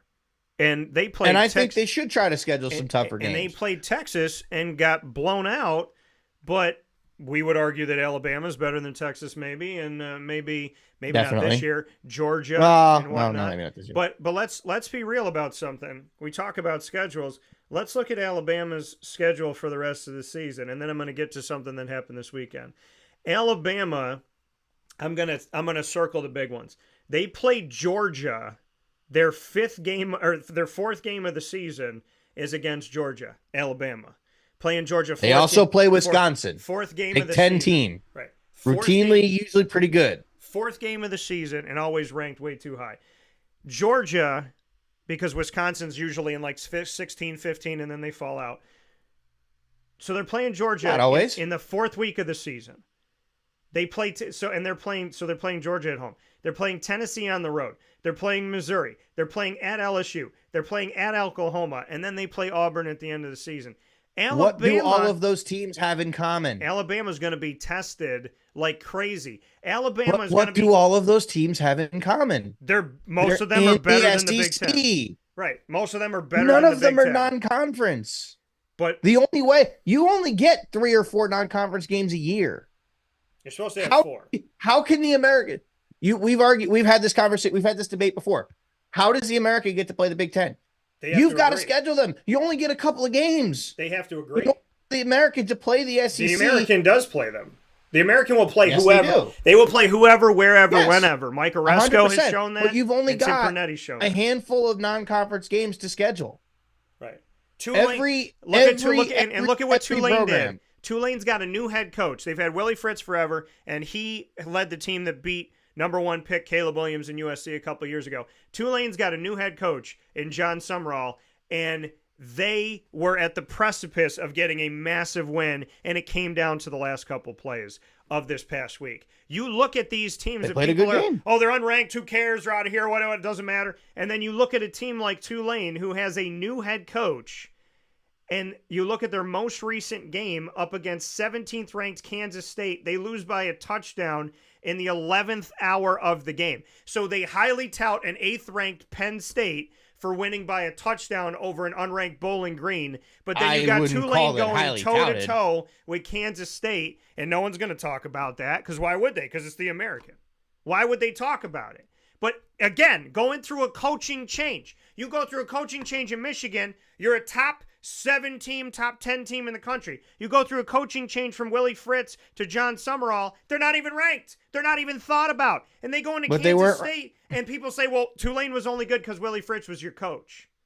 Well, then what does John Sumrall do? And by the way, what is my point? Michigan lost their quarterback and their head coach, top 10. Tulane lost their quarterback and their head coach, who beat USC. But they were ranked 9 spots lower than they were last year. Where is Tulane? Nowhere. They're not in the top 25. They're not regarded as anything. They lose their head coach and their quarterback that beat Caleb Williams and USC in an instant classic at the Goodyear Cotton Bowl Classic, not even sniffing the top 25. Michigan loses their J.J. McCarthy and Jim Harbaugh, and where are they? Where they always are, in the top 10. That is my point. And Michigan gets blown out. And what does Tulane do against their non-conference challenge, top 17 Kansas State? They make Kansas State work for every single second to the final moments of the game. Who had a better game? Tulane. Yeah. But they're not going to be. They're not even in the top 25 going into the game. Not even thought about in the top 25. But Michigan is protected. I mean, was Northern Illinois thought about as a top 25 team? But this is what I'm saying. But now they are. Northern Illinois wins. Tulane pushes toward a victory against a top 17 team. What does Michigan do with their top 10? What does Notre Dame do with their top 5? What I'm saying, look at the rankings. You can't move a team into the top 25 coming off of a loss, though. You can't move a team into the top 25 coming off of a loss. Michigan was moved into the top 25 in 2020 for not playing a game. 2020 is a different animal. No, it's not. Rankings are rankings, baby. 2020. Rankings are rankings. Everything about 2020 was weird. Top 25 in the Big Ten when they're not playing football. That showed you beyond any year that it was. But Ohio State also proved that they deserved to be there. No, they didn't. They won. They got to the national championship game. They won 5 games and they changed the rules so Northwestern couldn't make it. Northwestern should have had a gripe with that because they were supposed to play in the Big Ten championship. No argument. And Ohio State was also given an extended But Ohio schedule. State, who was number 2 that year, or number 3? Who'd they play? Who'd they beat? Did they play Clemson? Yeah, they beat Clemson to go to the national championship game. They should have never even been in the college football playoff. They had a separate set of rules that was set up for them. Fair, but when they were there, right? When they were there, but there was no special set of rules. They for beat Cincinnati. the big bad Clemson Tigers. There was no special set of rules for UCF. There was. What can say that UCF in the year that they went undefeated when they beat Auburn that they couldn't have beaten a team? They beat Auburn. They didn't have that Auburn win on their resume yet. If they had that Auburn win on their resume and before, Ohio State didn't have their college football playoff wins on their resume yet. They only played 5 damn games. So you're stating my point right now. UCF got the win after. Ohio State got the win after. UCF never got the opportunity to get the win. Ohio State got the opportunity to get the win. I'm not arguing that Ohio State should have been in. Ohio State should have never been there. But when they won, they proved that they deserved to be there. And so did UCF. Because UCF beat Auburn, and who did Auburn beat that year? Alabama and Georgia. And who played in the national championship? Alabama and Georgia. UCF should have been in the college football playoff that year. There is no argument outside of non-facts that are going to support the fact that if Ohio State, they got in and they proved it because look what they did. Okay, well, UCF didn't get in, and they proved it, so look what they did. And what did they say at the end of the year? The NCAA, not UCF. The NCAA said that UCF can consider themselves co-national champions. People said UCF has no right calling themselves a national champion. By the way, SEC teams have done it in the past. Look it up. But UCF... Yeah, but that back when there really wasn't a true national championship game. Yes, it was. It was BCS National Championship. UCF was told by the NCAA that they can regard themselves as national champions. It wasn't a thing that they made up in their head. It was something that they were told. Hey... You know what? And that, to me, was an admission of we made a mistake. We screwed up. They said that to Boise State years ago. Well, Boise State, you didn't play in the national championship, but you're co-national champions. You got 2 teams. How do you pick the the BCS era was messed up. If you have 2, how do you pick it? If you have 4, the BCS era was really messed up. But here's the thing. There was a year, what was it, 2004 or 5? There was like 5 undefeated teams. I saw a TikTok about yesterday. It was like, I think it was like Oklahoma, USC, Boise State. I don't remember who the other. It was 1 or 2 other schools. I don't remember. Maybe it was Nebraska was another one. But how do you decide who those 2 teams are? That's an impossible decision. Well, if you were doing it right now, it'd be Ohio State and Michigan. Because that's how they like to go. Well, it was USC and Oklahoma that they put in that year. Well, back then, USC was a powerhouse. Yeah. Right? But I am not at all arguing that Ohio State should have been in that playoff because they should not have been there. Absolutely no argument for me on that. But the problem is they were there. And UCF was not. And that's, 9 times out of 10, that's what happens. Mm-hmm. Well, that wasn't that year, right? That was the first Cincinnati year, wasn't it? No, that was the year Cincinnati got in. No, it wasn't. Then what? So we're talking the COVID year. The COVID No, because year. Notre Dame got in. Yeah, the COVID year. That was the first because Cincinnati got in 21, right? Because Clemson was really, really good still. Ohio State was playing a bunch of unranked teams, and Clemson played way more games. Oh, because, yeah, that was the thing. When they argued Ohio State over Cincinnati, and they said, what's your criteria? And this is the criteria that they talked about with the College Football Playoff Committee. They said, well, you got to win all your games. And Cincinnati had won all their games, but they played more than Ohio State. They said you got to win your conference championship, and they both did that. And they said we got to be top 25 teams. Ohio State beat 2. I'm not arguing that Ohio State should have been in that playoff because they shouldn't have been. No argument. But it is what it is. They were put in. Per always. And Cincinnati wasn't it. Per always. And that's the way it is, right? But they took advantage of their opportunity when they were there. And who's to say that UCF wouldn't? Who's to say Coastal Carolina wouldn't? Who's to say that? Who's to say that Boise State wouldn't? Who's to say anybody wanted to play Boise State? Let's be honest, though. 10 years ago. Who was winning that game that year? Cincinnati or Ohio State? I'd take Cincinnati. I would take not Cincinnati. I would take Ohio State every day of the week. I would have taken Ohio State to win by touchdown. And most people would have taken Notre Dame over Northern Illinois. Well, yeah. You got to play the game. What I'm saying is these unfair advantages prevent the opportunity from teams that deserve and earn the right to be there to get there. Which is why we have a 12-team playoff now. Notre Dame doesn't have to earn it. Ohio State doesn't have to earn it. Michigan doesn't have to earn it the same way that a Cincinnati has to earn it, a UCF has to earn it, a Boise State has to earn it, a Coastal Carolina has to earn it, a Northern Illinois has to earn it, a Syracuse has to earn it, this is the problem, Wake though, Forest with has to football. earn it, a Louisville has to earn it, a outside of, I would say a Baylor has to earn it now, a Kansas State has to earn it, an Oklahoma State has to earn it, a California, a Stanford has to earn it. It's funny to me how Notre Dame plays Stanford, and they're like, well, that's a really good game. But then people look at Stanford, and they're like, they're a trash team. How can they be a trash team if it's a really good game? You argue one side for Notre Dame, and you don't argue the other side for Stanford? If Stanford beats Notre Dame, what are they going to say? Well, Notre Dame's down this year. But if Notre Dame beats Stanford, they're like, well, that's a good... No, they beat Notre Dame. You know, I mean, the reality of it all is there are teams, and you're proving my point a million times over here. There are teams that are set up to succeed, and there's teams that better win every game for the next 12 years to even be considered. Cincinnati had to do it. UCF had to do it. UCF never got the credit for anything that they did because they never got to play in anything. Everyone's touting Georgia for going like 28-0. UCF went 25-0. And the difference between Georgia, and I know people are going to say, well, Georgia played in the SEC, UCF played in the American. Fine. Tell me any school, not in college football, tell me any school in any sport ever in the history of anything that went undefeated,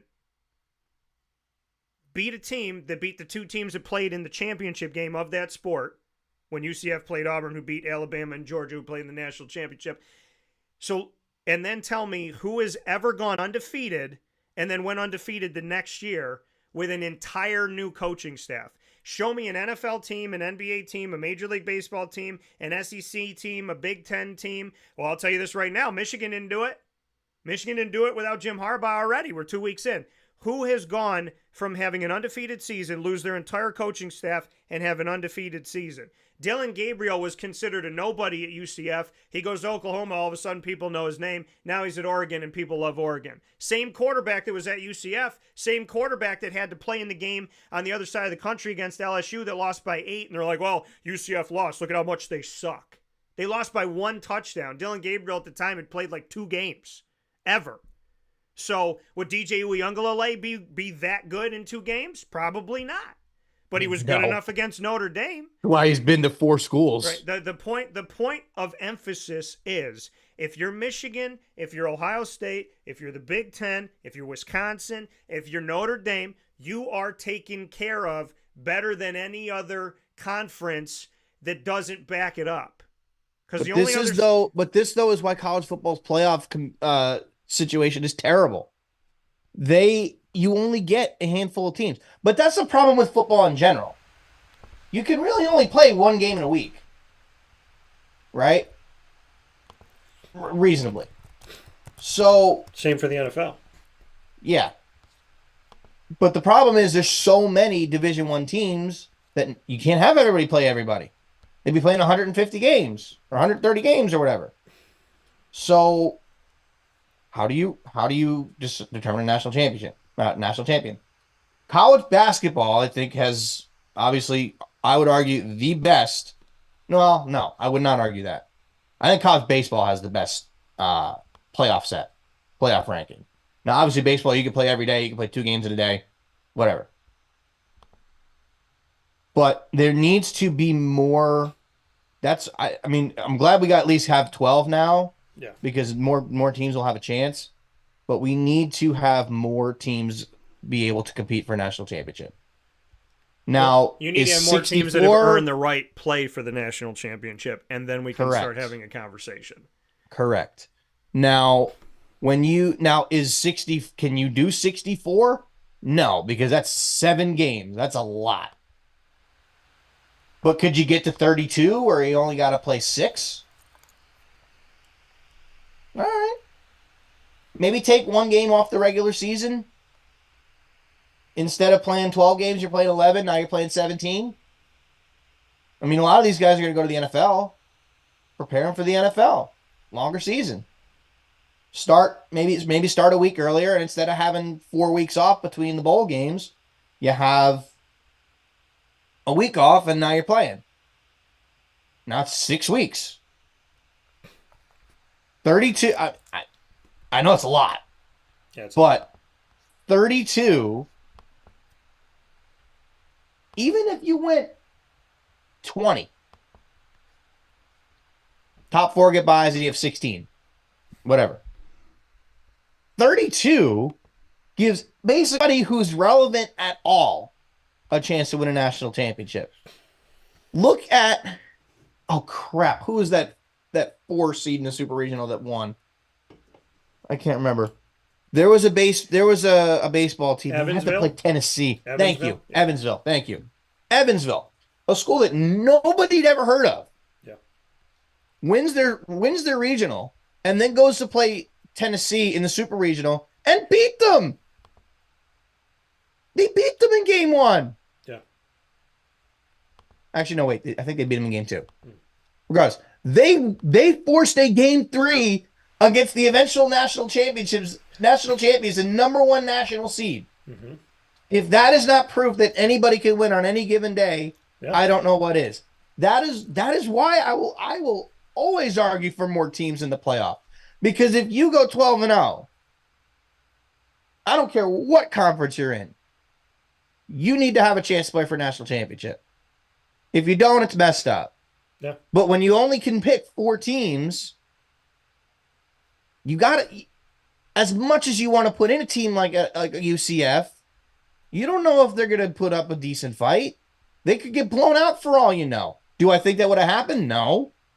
Can't score less than 0, which Ohio State did against Clemson the first time around. Yep. But if you go to 32, every single conference champion in FBS should get an automatic bid. There's what? 16? No, in the FBS, there's 9 conferences. Okay. So you get 9 conference champions. They could do it right now, though. They could do it with 12. You can say your 9 conference champions get in, and you have 3 at large.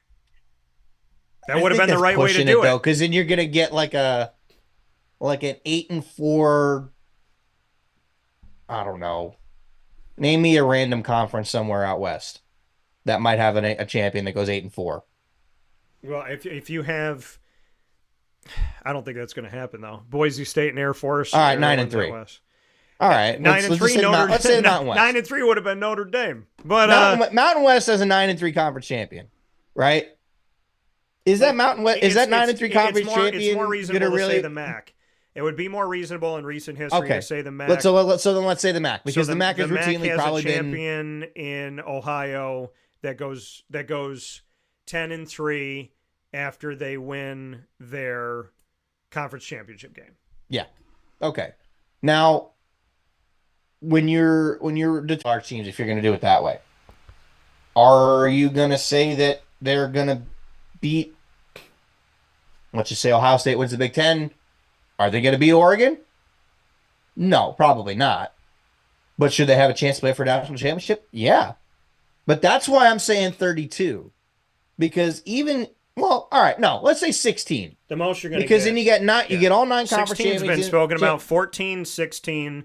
That's a world. Let's say 16. About. Because all 9 conference champions would get a chance to get in. Then you have 7 at-large bids. You get 7 at-large teams. All those teams have a chance to get in. Because if you have a 12-0 Coastal Carolina, or if you have a 12-0 Boise State, they'll be in automatically. So then you got 7 at-large bids.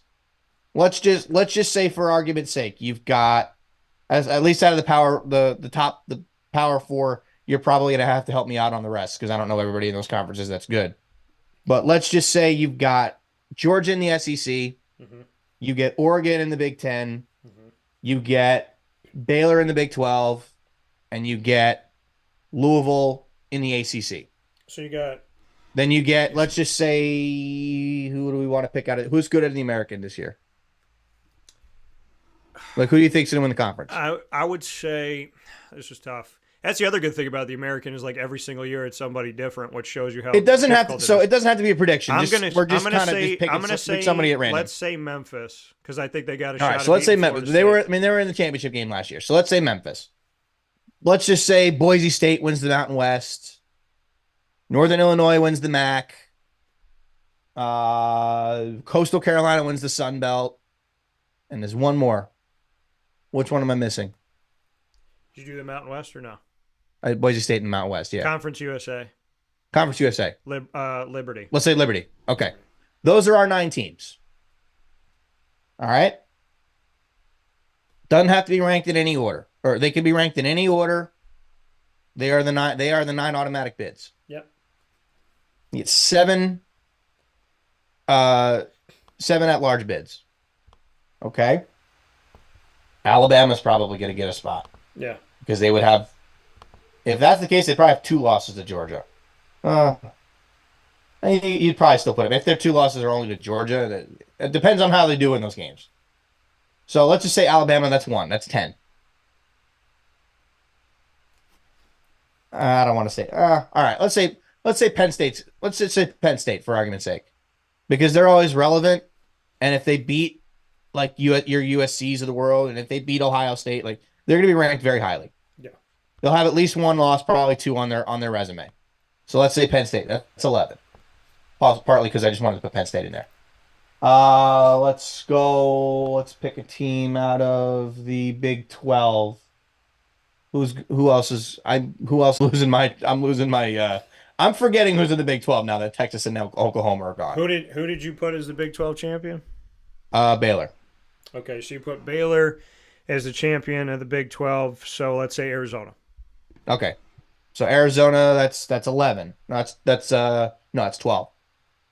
You're probably gonna put in another SEC team. So let's say Ole Miss. That's 13. Let's say the Big no. No. All right. Tennessee. I'm telling you, there's going to be a lot of SEC teams in the playoff. I can tell you that for sure. I mean, I could have argued a few years ago the college football playoff should have been 4 SEC teams. Yeah. Because I mean, if the SEC was their own entity, who's good? That's what I'm saying. Ohio State, Michigan, Notre Dame, every year getting an unfair advantage. But if you had a year, you look at the SEC and you go, okay, but of everyone who got an unfair advantage, didn't get an unfair advantage, who put the work in? And you look at the SEC and you go Alabama, Georgia, Texas A&M, and if they didn't lose a 3rd game, Florida, that would have been a hell of a college football playoff. Oh yeah. To be honest, well, no, I'm not going to be the biased Florida fan and say Florida would have won that national championship because I do think if they played Alabama again, they could have beat them. I argued Florida in with 2 losses. I couldn't argue 3. Oh yeah, 100%, 100%. And but I also don't think it would have been reasonable to put Texas A&M in, or to put Florida in over Texas A&M. No, I don't think that was reasonable. No, that's why they didn't get in, because Texas A&M won every game except for 1. And you look at Texas A&M beat Alabama, which you give them credit for. Jimbo Fisher did that, but when you go back and you look at the grand scheme of things, Texas A&M absolutely not only deserved to be in, they were 3rd, in my opinion, of the top 4. and then Cincinnati was 4. And keep in mind, Cincinnati played that Georgia team that went on to win back-to-back national championships, and Georgia barely won that game over Cincinnati in the last 2 drives of the game, kicked a field goal. So Cincinnati was pushing Georgia to the brink in a year that they didn't get in.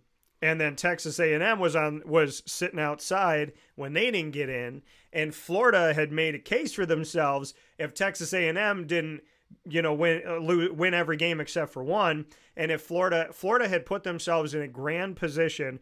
And remember, within the last couple of years, Tennessee was the number 1 team in the country, and if they didn't lose 2 games, they were not only going to get in, they were arguably going to be the number 1. But again, Tennessee put the work in. Texas A&M put the work in. Florida put the work in. But all the good teams that they play are in their own conference. Actually really, really good. Michigan and Ohio State and Notre Dame weren't putting the work in. So you see these teams, and Ohio State and Michigan are like, one of us is going to get in. So all we got to do is hope that Florida or Texas A&M fails, and then the other one of us is going to get in. That's not fair, because I would have rather seen Texas A&M than see Ohio State and Michigan. Yeah. So all right. So where do we get to? So we put in Penn State, we put in Alabama, Arizona, Penn State, Alabama, Arizona, Ole Miss, and Tennessee. Ole Miss, Tennessee. So we need 2 more. For 16, you're going? Let's just say for 16, we need 2 more. So let's just let me look at the top 25 right now, just to get an idea. We already put Ole Miss and Tennessee in. You gotta believe. Let's just say we had Oregon winning the Big Ten. Let's just say they beat Ohio State, and Ohio State now has 2 losses, and their only 2 losses are to Oregon. Because they would have had to they would have had to lose to Oregon twice. Let's say they beat it. Well, no, because then Penn State wouldn't be in. Okay, forget Ohio State. Here's a good ever in the college football playoff committee. Oklahoma State. Let's go with them. Okay. And then let's go with Miami. Yeah. Let's just say Miami and Louisville split. They lose in the regular season, or they beat them in the regular season, and then lose to them in the conference championship game. Yeah. So there's our 16. Nothing wrong with having 2 ACC teams. I think that there's a world where that could live, and there are coaches that believe in that now. Mm-hmm. Yeah, I mean, if they beat it, if we're going 16, and every single conference champion gets an automatic bid. Yeah. And Miami's only loss would be to Louisville. Mm-hmm. And Louisville's only loss is to Miami. If Louisville's in, Miami should be in. So then that kind of covers that. So now we're at 16. In my eyes, everybody that won a conference championship has a chance for to win a national title. Right? Yeah. Are most of them going to lose early? Probably. But they're having a chance. Maybe they come out and play great. Maybe Liberty goes out and beats Penn State. If they do, awesome. Yeah. Let them have a chance to go play Georgia. Let them have a chance to go play Oregon. They deserve it. But that's why I like that piece of the puzzle. Yeah. Every conference champion would then get a chance to get in. That's how it should be. Now, and I notice how what I is left the point out of Notre playing Dame, a conference championship obviously. if you're going to sit and watch everybody else play for a title? Mm-hmm. And then notice how I left out Notre Dame. If it was another random year, I probably could have still left out Notre Dame. Maybe put them in. Who knows? 16 teams. Notre Dame. Obviously, this year they're not playing a very good schedule, but maybe in a year they play 4 top 25 teams and beat 3 of them. All right, we could justify it. You could talk me into it. But I think 16. I'd love to see 32.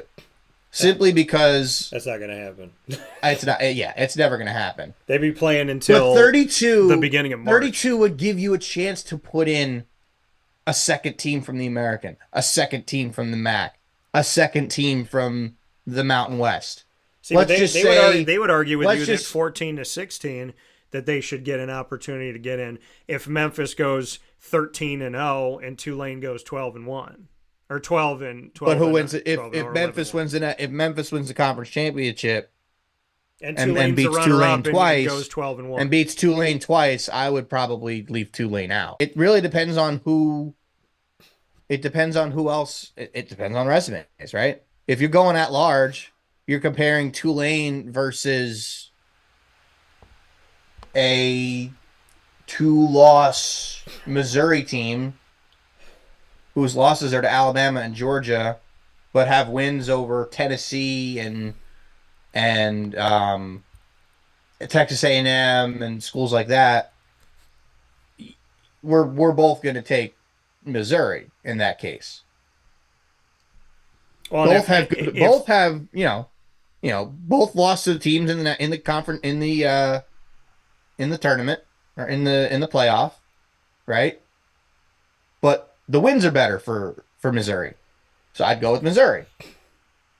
When you go off common law, if both teams have losses to good teams, all right. Now who did they beat?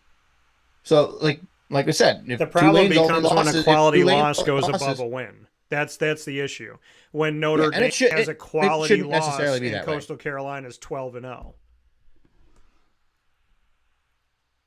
That's the issue. But if Notre Dame lost, let's just say Notre Dame, we know they lost to Northern Illinois. Let's just say Notre Dame's loss was to Texas. Let's just have them and Michigan trade places. They lose to Texas and let's say they didn't get blown out. Let's say they lose to Texas by a touchdown. All right? They lose to Texas by a touchdown in South Bend. And that's their only loss. They run the table the rest of the year. Coastal Carolina goes 12-0, but their best win is, name me a good Sun Belt team other than Coastal Carolina. Appalachian State. They beat App State by 14 on the road. And App State's going 9-3. 8-4, whatever the case may be. Texas is undefeated. Notre Dame lost to them by a touchdown. 16-team playoff, both of them are in. Even the 12-team playoff, both are probably in. Because Coastal Carolina would therefore be your fourth conference champion or your fifth conference champion. Because they're 12-0. But I'd put Notre Dame in. Now, let's just say there was a second one that went 12-0. Let's just say Northern Illinois goes 12-0. Like I said, just flip Michigan and Notre Dame. We'll say Northern Illinois beat Michigan instead. Yeah. Northern Illinois goes 12-0. Northern Illinois versus Coastal Carolina. Northern Illinois' best win would be Michigan in this scenario. Who are you taking to put into the playoff there? Are you taking Northern Illinois or Coastal Carolina? I'm taking Northern Illinois 10 times out of 10 in that situation. The issue because they're quality win. Right. The issue becomes Michigan and Ohio State play nobody ranked except for each other. So if Coastal Carolina plays one ranked team, and again, so now we're in that situation. Now we've got Coastal Carolina. When Michigan play Ohio State, it's 2 versus 3. But are they in the top 3 best teams in the nation? No, but they're in the top best 3 teams in the nation because that's what they've been ranked all season. And then people say, well, look, they're undefeated going into playing each other. Yeah, because they didn't play any ranked teams. They hardly played any ranked teams. Coastal Carolina's begging to get to 21 in the rankings at 12-0. That's the issue of if you're playing unranked and Coastal Carolina's playing unranked, Michigan's playing unranked, Ohio State's playing unranked, why are they in the top 3 and Coastal Carolina's trying to crack the top 20? But save Ohio State, Michigan, Penn State. Take them, Oregon and USC too. Take them out of it. Because they're the 5 best teams in the Big Ten, bar none. If you gave me Wisconsin, if you gave me any Big Ten schools, come on. Maryland, Rutgers, okay. Michigan If you State. gave me Wisconsin, if you gave me Michigan State, Washington, Iowa, and let's say Purdue as the 5th one. Or Illinois or Indiana, whatever. You put those 5 teams middle of the road against the Big Ten and pair them against the middle of the road in the Sun Belt or the American? Who are you taking? Wisconsin, Michigan State, Rutgers, Maryland. Not Rutgers. Okay. Wisconsin, Michigan State, Washington. Michigan State, Washington. There are I think teams, Utah's the Big Ten now, right? that I would take. No. There are teams that I would take in the American over some of these teams. What I'm saying is, if the best team in the I think you just compare the conference. Right, you can compare the overall right. overall ability of the conference. Right, you can do that, but in that case, then the SEC gets all the spots. I mean, the reality or most of the spots. Which is why I think the SEC could have 6 or 7 teams in the playoff this year. Which is why legitimately. the SEC is a really great conference that backs it up. What I'm saying is if the American gets punished because they don't play ranked teams, and the Sun Belt gets punished because they don't play ranked teams, and the MAC gets punished because they don't play ranked teams, all in conference. Okay, well, neither does Michigan and neither does Ohio State, but they're in the top 3. All right. So let's do this. So how about let's you do get this. challenged? Now Michigan's going to get challenged. Look, they lost. Now who do you think is challenged. Ohio State has to play 10? Oregon in conference play now. But think about what's going on here. Michigan is playing who in week 4? They're playing USC at home. That's a challenge. Who's Alabama playing? Georgia at home. Who's Ohio State playing? Unranked Michigan State on the road. If Michigan beats USC, we got a conversation that they're back in the college football playoff. If whoever wins the Alabama-Georgia game, both of those teams we know are gonna be talented. Both of those teams we know. Ohio State plays Oregon 2 weeks later. Right, but we're gonna see Ohio State on the road. Ohio State plays at Michigan State. Okay, they're supposed to win that game. I want to see what Michigan looks like after week 4. USC might be ranked too high. Okay, they had an early moment of success. Okay, that's great. Lincoln Riley's in his 2nd season there. Let's see who Michigan is against USC. I think USC is really good. Let's see who they are. I'm not gonna lie, I really do. Let's see who they are. Because if Michigan is 0-2 against Texas and USC, then my point's been proven. That if they had played these games last year, the year before that, this team would have been out of the college football playoff in the first 4 weeks. Well, that's why this year's going to be so great. Now you because this is the year. This is the year we find out what the Big Ten's made of. Because whoever comes out on top, do I think Ohio State's going to win the Big Ten? I don't know. All I'm saying is I really think USC is very good. I think Oregon's pretty good. Right. If Memphis and UTSA were ranked 2 and 3 every year going into the preseason, and they're playing unranked teams, Memphis and UTSA, one goes 13-0 and the other one goes 12-1.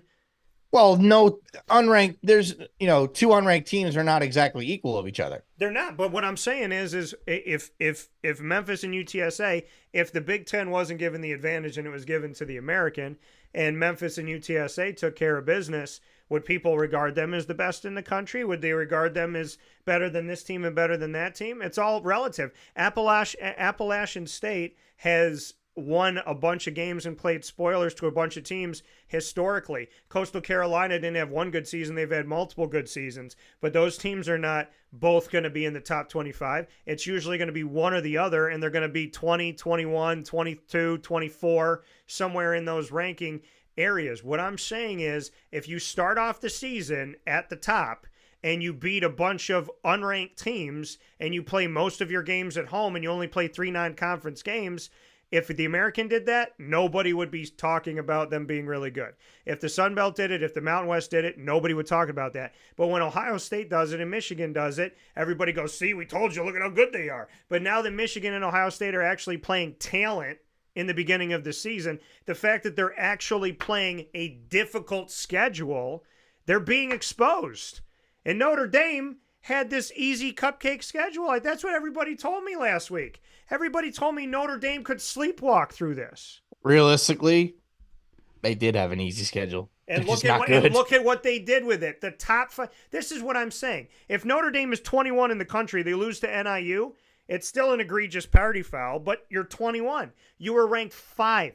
You're telling me that Notre Dame is better You're telling me Notre Dame is going to be better than every conference champion in the country. You're telling me that Notre Dame is better than all of the American, all of the Sun Belt, all of the Mountain West. You're telling me that they're better than Louisville, they're better than Arizona, they're better than Iowa State, they're better than Kansas State, better than Oklahoma, better than Oklahoma State, better than USC, better than Utah, better than Miami, better than Oregon. That's why I'm saying this thing is rigged to their advantage. There's no way. But we'll see now. This is the year for them. This is the year to find out. Than 95% of the country. Yeah. Well, Notre Dame, obviously, Notre Dame's. We're never going to find out for sure, and I don't think that's ever going to change, right? But I don't think this is the year. This is the year we find out. 5 team this year. And we'll see if Ohio State is because they haven't lost. This is the year they beat the. This is the year that we find out what happens with the Big Ten, because like if a team like Ohio State or Penn State goes out and dominates Oregon and USC, and basically it's the Big Ten at the top again, like the actual Big Ten. Then next year, those rankings are warranted. I think the Big 12 has a case that they're a better conference this year than the Big 10. We're going to see how it matches out, but this is my thing. If Oregon and disagree with that. If Oregon and US, well, I look at it like this. Let's see how Oklahoma State, let's see Baylor, let's see Utah, who's played spoiler to a lot of people, including Oregon for 2 years, and then let's see a team like Arizona and what they can do. Don't forget Colorado. Match up. Oh, Colorado is that team is. You never hear me talk about Colorado because they're highly overhyped. I've talked about them a little bit. It's the Deion Sanders factor. They're highly again. Another team Coach that has Prime. an unfair. Here's a team with an unfair advantage ranked in the top 25 that's in the Big 12. But they're not going to. That's not the Big but 10 they're that going to I'll lose talk about and they're all going day. to be done. The Deion Sanders factor. Deion Sanders. If Colorado was in the Sun Belt, they'd be in the top 25. If they were in the Mountain West, they'd be in the top 25. If they were in the American, they would be in the top 25 because it's the Deion Sanders factor, and that's an unfair advantage. Just like there's an unfair advantage with these other schools. So if people want to know, well, you're so hung up on the Big Ten and Notre Dame. No, I'm not. Let's talk about something else. Deion Sanders could be coaching anywhere, and they're going to give an unfair advantage to that team. We hear year in and year out how good Colorado is last year and this year with Deion Sanders, but what did I tell you this year? They don't play defense. They don't play defense. And look at what happened. Nebraska has not been a good team for like 15 years. But my guy Matt Rule is the head coach now, and they took care of him. And I think Matt Rule held back in the post-game on-field interview. I think he held back because what I was seeing was a Matt Rule that maybe wanted to say, this is a B team. We're playing a B team. And we beat the hell out of a B team because we're supposed to beat a B team. And that's the reality of the fact. Colorado's not that good. They just have Deion Sanders. When did you ever hear about... Sure, Sanders is pretty good, and so is Travis Hunter. But I'm not saying they don't have good individual players. I'm saying as a team, they're not that good. No, I can name good individual players. I kind of said them as a joke. I can name good individual players on UTSA. I can name good individual players on Coastal Carolina. I can name good individual players on Michigan. Good individual players on Ohio State. I can name good individual players anywhere. But this is reality. How many times did you hear about the Colorado Buffaloes or even knew what conference they played in 3 years ago, 7 years ago, 10 years ago? You never heard about them. You never, ever heard about them, okay? But how often do high-profile coaches go to random schools like that? Well, I'll tell you one. Gus Malzahn went to a school that wasn't appreciated. When he got let go from Auburn, where'd he go? UCF. And by the way, Auburn's a really good team, and there's a team that just joined from the Pac-12, joined the ACC, that I told you all might be better than you think they're going to be. And the Cal Golden Bears went on the road to Auburn and beat Auburn. And who's talking about that? And is Cal in the top 25? No. So give it time. They will be. Unfair advantages are unfair advantages. We got to take a step aside. We've gone 2 hours without a single break. So we're going to take a step aside, and we'll be back here to talk about the NFL and some of those storylines that have come up. We can go 2 hours when we're talking about this, but it's a great debate. I mean, I love fighting debates with facts. We'll take a step aside for a fast break. We'll be back after this on Wake Up Call with Dan Tortora. Here's a message from Renee from Brian's Landing, located on 6523 East Seneca Turnpike in Jamesville, New York. Open Tuesdays and Wednesdays for dinner, Thursday through Saturday for lunch and dinner, and Sundays for brunch. It's a lot like the way that my mom and dad ran their restaurant. We have put in place a lot of people that are family to us, very similar to how my dad hired people that were family to him. And then the tradition I'm carrying on is a lot of the items that are on our menu are my dad's. And he taught our chefs how to recreate his dishes. So I think that Tommy McInerney, who our executive chef is, to him it is an art.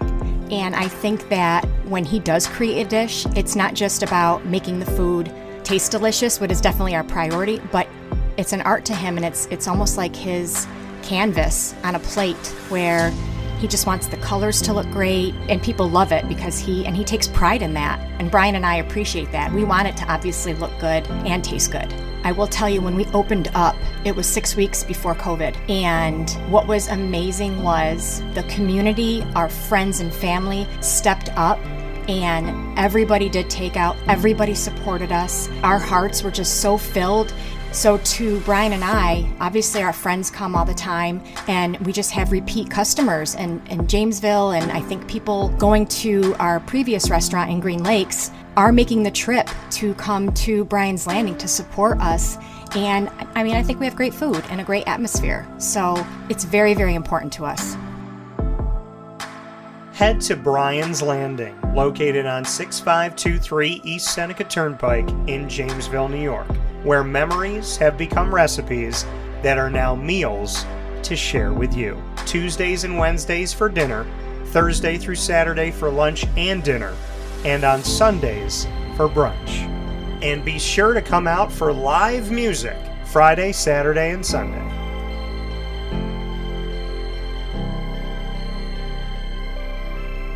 Here is a special message from Brian Bruno, owner of Servomation Refreshments Incorporated. I grew up in the family business, had the experience of working for a national food service company with thousands of employees, and as much as I enjoyed the experience I had, there's something about, owning my own company and being able to change the things I saw wrong with the industry firsthand, which is why I moved back to my hometown in Canastota, New York to launch Servomation. It was back in 2007. When we first started the business in 2007, really you didn't find any machines with credit card readers. There's a lack of variety in machines. You got stuck with basically whatever the vending company wanted to sell that day. There's a lot of inefficiencies in the business, and those were all things that we saw as opportunities, both from a customer level to improve and from an operating level to be more efficient. We've really been at the forefront of introducing retail technology into our space. We were doing self-checkout back in 2009 before it really became a national phenomenon. The whole point of it isn't to just improve the customer experience. It's to make it feel more like a retail environment where people don't have to be afraid of what they're buying behind glass. They don't have to be afraid of not being able to see the ingredients of the packages. It was an easy transaction from that standpoint. If we were to reinvent something, we wanted to make sure what we were making looked and felt more like a deli and not like something that you would traditionally see in a vending machine. I was tired of hearing for years the customers say the wheel of death because of the vending machine salad in it. What we wanted to do was it really change the perception of that food. So allowing customers to touch it, allowing customers to feel the weight of it, allow customers to see the freshness of it, and also the variety of it really helps them change the perception and ultimately the value of what we bring to them. The point of differentiation you have to make is either in value or the quality. And I think on both of those fronts, Servomation has really, in large part, changed that value system for employees. So they no longer have to worry about bringing their food from home or having to leave their desk during the day and rush out to get back in time for their break to end. We're bringing something that they can count on in their break room every day, and they know it's going to be there, they know it's going to be fresh, and they don't have to worry about it being sold out or something that they don't enjoy. We've also heavily invested in flavored water machine, so you can get a glass of water with a fresh piece of fruit in it, along with bean to cup coffee machine. So there's not a day that goes by we're not surprised when we get customers that call us and say, we didn't know you could do all this. We're really lucky to have a strong group of dedicated employees. Most of our employees have been with us since inception. They're family to us, and people like doing business with people they like and trust. And I think the same thing goes for employees. And in a day and an age where there's a lot of corporations that just look at an employee as a number and don't get to know them, that's just not the way I was raised or how I like to do business. So we're a little old-fashioned. We like getting close to our employees. We like knowing how we can help them. We like knowing how we can improve their lives, adjust their schedules, whatever it may be to help improve their quality of life. And we think in the end that makes for a happier employee. We're fortunate enough to have really grown over the last several years, and from Pennsylvania to Massachusetts to Connecticut, we really do have a strong connection, even though we're not in the rooms every day with these employees. There's not one single employee that we feel like we don't know, and certainly we know they can call us at any time, and they're definitely treated as family to us. I wake up every single day really excited to surprise our customers in a good way. The one thing I could tell you is I think that every one of our employees and every one of our customers will continue to be at the forefront of every decision we make. Find out how Servomation can help you and your business by going to servomation.com.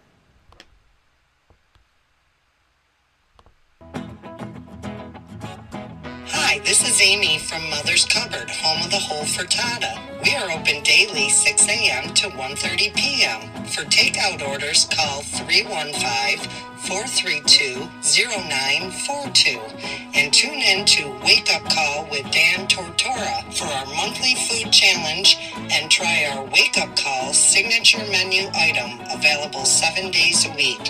Here at Mother's Cupboard, we are Central New York, and it's our honor to serve you.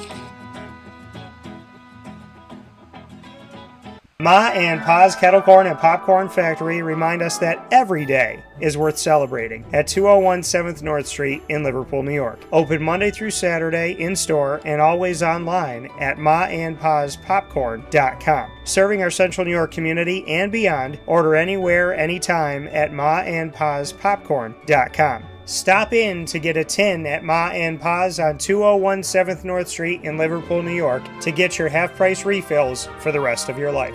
Come to Ma and Pa's for your holiday gift giving for family, friends, employees, and clients. And remember, for fundraising and events, to call 315-450-6272. That's 315-450-6272. Ma and Pa's Kettle Corn and Popcorn Factory. How corny are you?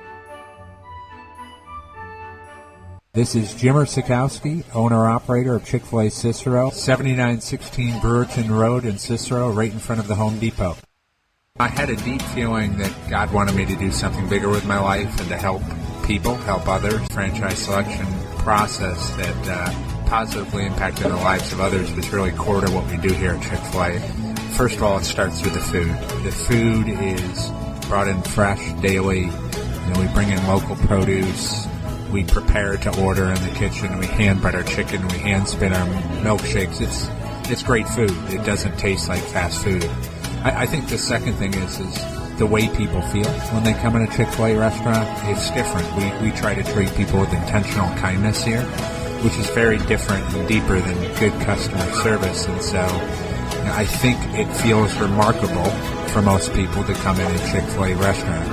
And then lastly, the impact that we try to have in the community is very different. It's a big part of the expectation of every operator of a Chick-fil-A restaurant is that they're actively engaged in their community, they're a leader in the community, and they're making a difference. When they realize that what we're striving to do is to shine a little light in their life, that's a very, very different experience than you will have in any other quick service restaurant. And it's that remarkable experience that I think people will emotionally connect with.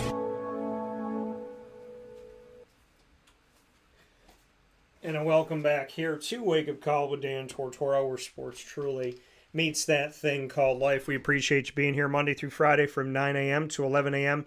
Eastern Time, and we start off the week here on Wake Up Call with DT and Murphy, worldwide on YouTube, Facebook, and Podbean, all of our channels here that you're watching and listening to all around the country and the world. We appreciate you for being here with us and hanging out where sports meets that thing called life. So with that being said, we have the opportunity here to spend a little bit of time with the NFL and a little bit of an interesting scenario that happened in the NFL yesterday. Something that I can tell you I've never experienced before. And this unique experience of the NFL that happened as we switch gears from college football to the NFL, Tyreek Hill was stopped and dealt with in a unique way. Very strange. He was detained. I don't know how I would describe it. Yeah, let's get into this here for a moment in this Tyreek Hill incident that happened here as we try to understand what happens here. So Tyreek Hill was detained by police entering the stadium down in Miami for the week 1 matchup against the Jaguars. Now, you know that he played, so he was detained here ahead of the game. The NFL receiver was released and was made available for the game against the Jaguars. And several of the Dolphins' teammates of Tyreek Hill saw the incident and stopped to support Tyreek Hill. Now, as of right now, let's take a look at what's happened here. A little update. The Miami Dolphins police, or the Miami-Dade Police Department, placed an officer on administrative leave Sunday after Miami Dolphins star wide receiver Tyreek Hill was detained prior to the game. On Sunday morning, just hours before kickoff, he was detained for a short time by police after a traffic incident, which is what the team said on social media. Hill's agent said that Tyreek Hill was ticketed for a moving violation, and it's not clear why the situation escalated. Miami-Dade Police Department, known as the MDPD, Director Stephanie V. Daniels said Sunday an investigation's begun into the incident, and one of the officers involved is being placed on administrative duties. A second Dolphins player said he was also handcuffed when trying to discuss the situation with officers at the scene. The statement that was made by Daniels was, quote, "Following the incident involving Tyreek Hill, I have initiated an internal affairs investigation to ensure a thorough review of the matter. One of the officers involved in the incident has been placed on administrative duties while the investigation is conducted. I'm committed to transparency and accountability to the community with any situation involving my officers," end quote. Now, this is very interesting here. After being detained, his day ended with a comeback win. He started in handcuffs, and he ended with, I believe, an 80-yard touchdown in this game, which was the difference here. Tyreek Hill said, quote, "I wasn't disrespectful because my mom didn't raise me that way, didn't cuss, didn't do none of that. Like I said, I'm still trying to figure it out," end quote. So we shall see what happens in this, but very, very strange here that this happened. Now, Tyreek Hill did celebrate with Jalen Waddle in the game after his touchdown during the third quarter, and his celebration looked like he was being handcuffed.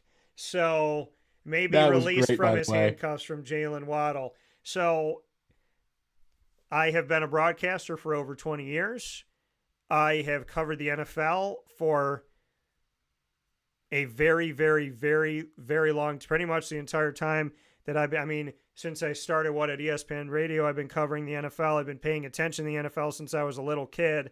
Never have I ever been in a situation where an NFL player was arrested before the game, released, said that he was good to go, put out there on the field, and then after the game, we still have no idea why he was handcuffed. Yeah, that was that whole situation was bizarre. Really, I'm still a little confused as to what happened. Yeah. And I guess that'll come out later, but everyone talked about this relating to what happened with Scottie Scheffler before the PGA Championship. It was kind of the same thing, and he still played. So yeah, I think Tyreek Hill even mentioned it too after the game, that they were comparing, like they were mentioning this whole Scottie Scheffler debacle earlier this year as well. But yeah, I don't think there's much else to say other than I don't know what the heck happened, and I guess we'll have to wait and see what. I guess we'll have to wait and see what the Miami-Dade Police Department finds in their investigation. Yeah. But yeah, Tyreek Hill is awesome. That celebration was hysterical. Yeah. So, I mean, again, I think a lot of people speak out of turn about this and are quick to say it's this or quick to say it's that. I think this investigation needs to be handled and figured out. Obviously, it was not anything that would keep him out of a game. I was very confused by it because I received a message from somebody in our fantasy Central and Upstate New York. Lisa said, hey, you might want to tell Johnny not to play Tyreek Hill. He was just arrested. Then I looked into it and it said him and anybody else involved with the Miami Dolphins are good to go and cleared to play.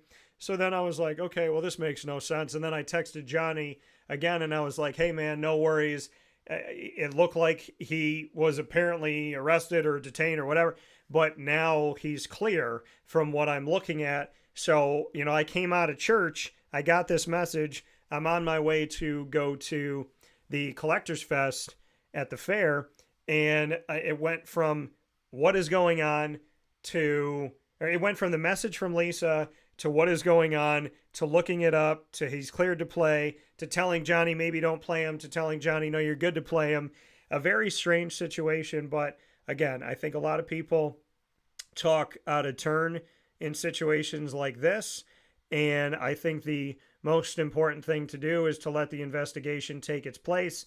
And hopefully whoever did anything unsavory, that is handled with justice, and whoever didn't do anything is hopefully exonerated. So whatever's going on, I just hope that they figure it out. But very strange situation. I can tell you this, though.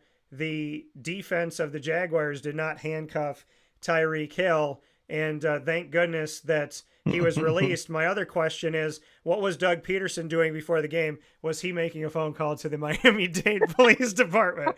Is something that Oh my goodness. And that is a joke, folks. Please don't get weird and come at me about this. All I'm saying is, Doug Peterson, did you or somebody on the staff do this? Hey, there's this weird guy outside of the Did stadium you do and this? I don't feel safe. So, but yeah, interesting. Oh my goodness. All I want to know is to check the call logs of the Jaguars staff. That's all I'm gonna say. But now taking a look at the debuts, there's a bunch of NFL debuts that happened. You want to address the elephant in the room with his debut? With whose debut? Caleb Williams? Mm-hmm. So Caleb, Mr. Pretty Boy. So here's the thing with Caleb Williams. I believe stinks. What I had heard going into the matchup is that the last 15 number one overall pick quarterbacks to the NFL were 0-15 in their debuts in the NFL. That every number one overall pick quarterback of the last 15 that were drafted number one overall went 0-15 in their debut. And Caleb Williams broke that streak. It's not 0-16. He won in his debut, but not to his numbers, he did nothing. Bleak. I mean, I looked down at the Tennessee game and looked back up, and I was like, how in the Sam hell is Chicago winning this game? They won it 24-18, I believe. So 17. Caleb Williams wins he defeats the streak, but he can then, I would say his team. Right. Well, I mean, he's going to be part of the streak that's over.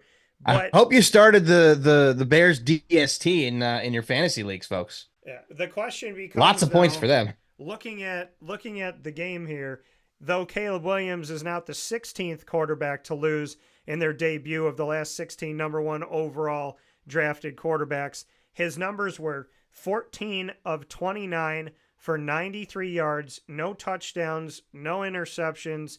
He ran the ball 5 times for 15 yards. The team as a whole had 64 passing yards total, I guess with the yards that they lost, but he had 93 passing yards, 84 rushing yards as a team. So if you put that together, the team had 177 total yards of offense over 4 quarters, and they won. Now, the defense, to look at this, they recovered. I'm looking at this here. They recovered. They recovered 2 fumbles. What TJ Edwards recovered a fumble. Tevin Jenkins recovered a fumble as well. And then beyond that, TJ Edwards had 15 total tackles. 10 of them were solo, 2 tackles for a loss. Darrell Taylor had 2 sacks on the game to go with his 8 total tackles. Javon Dexter Sr. had a sack in this game as well, so credit to them for that. And then Tyreek Stevenson had an interception that he returned for a touchdown, and Jalen Johnson had an interception as well. So I would credit this not being 0-16 for the last 16 number 1 overall pick quarterbacks to go to a defense that recovered multiple fumbles, had multiple interceptions, returned 1 for a touchdown, sacked the quarterback. And yeah, this was the defense, but because of the defense, Caleb Williams is now not part of a very bad streak of number 1 overall drafted quarterbacks. Yeah, and if you saw the highlights of the game, like he didn't look awful, but he was pretty bad.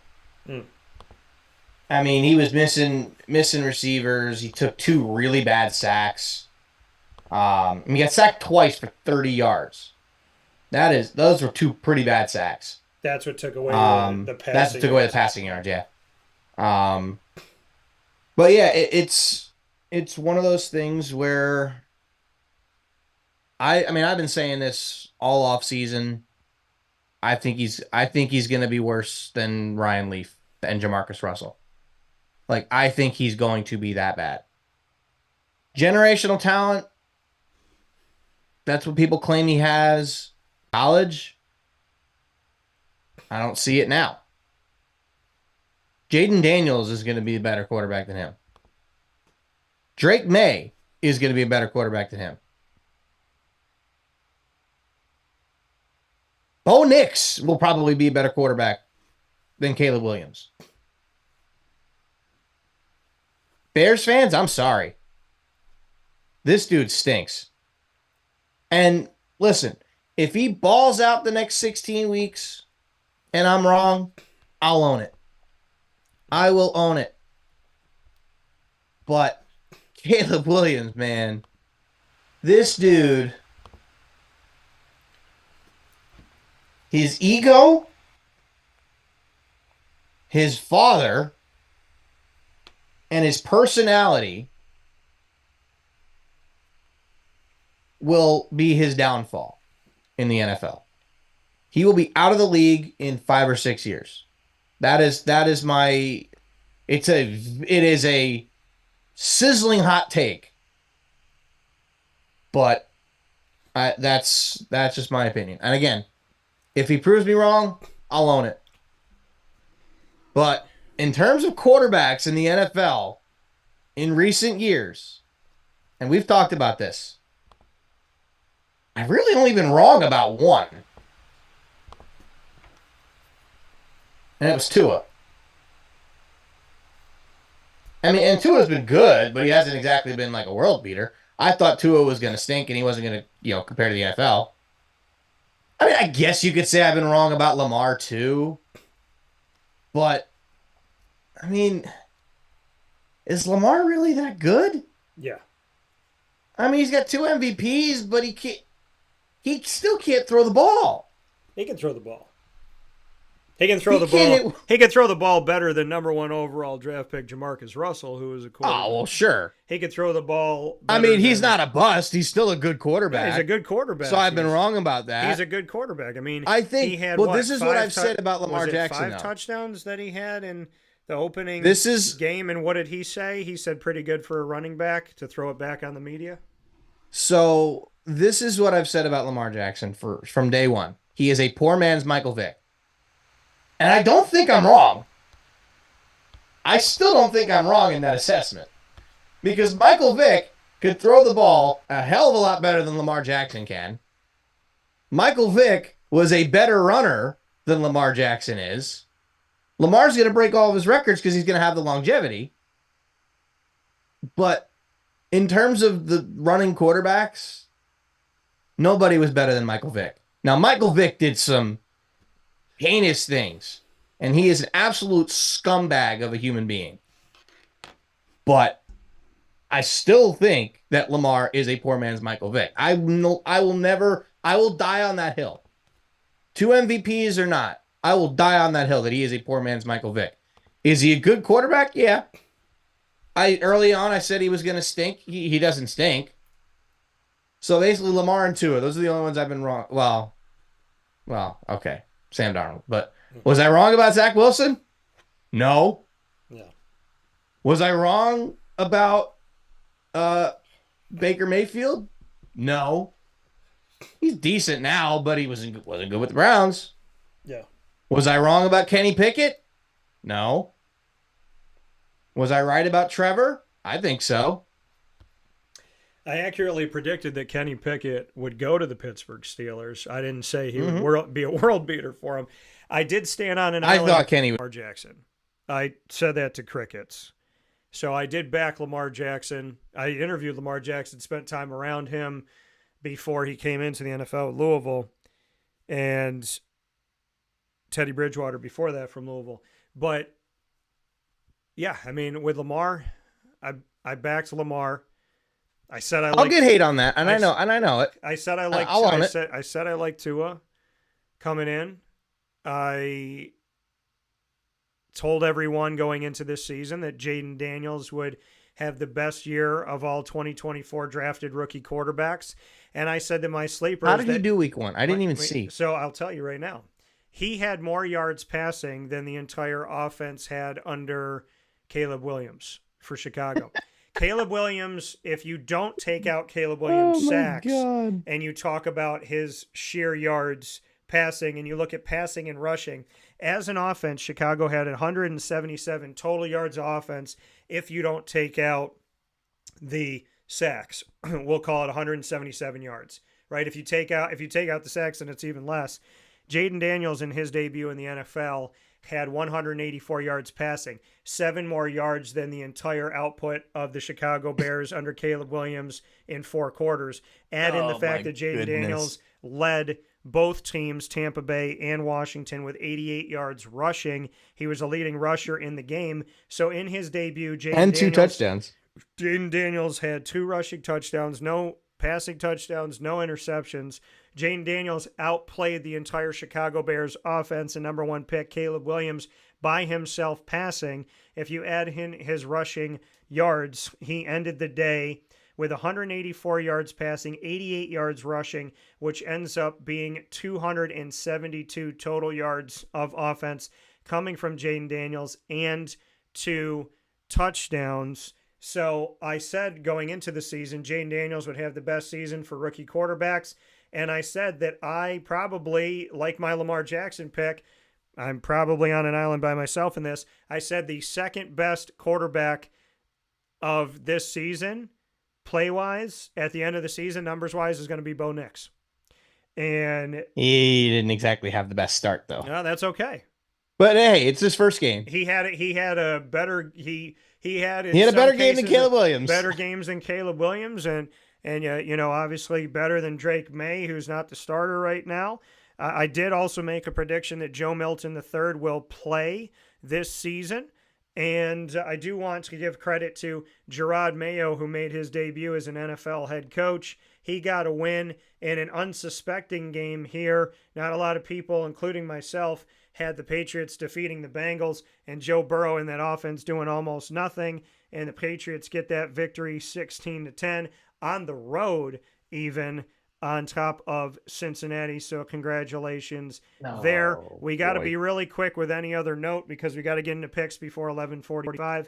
So let's do New York Jets at the San Francisco 49ers. Monday Night Football. Aaron Rodgers has another crack at being on prime time as a Jet. He has another opportunity to play a game. This game is on the road against one of the best defenses in the nation, and the Jets coming in with one of the best defenses in the nation.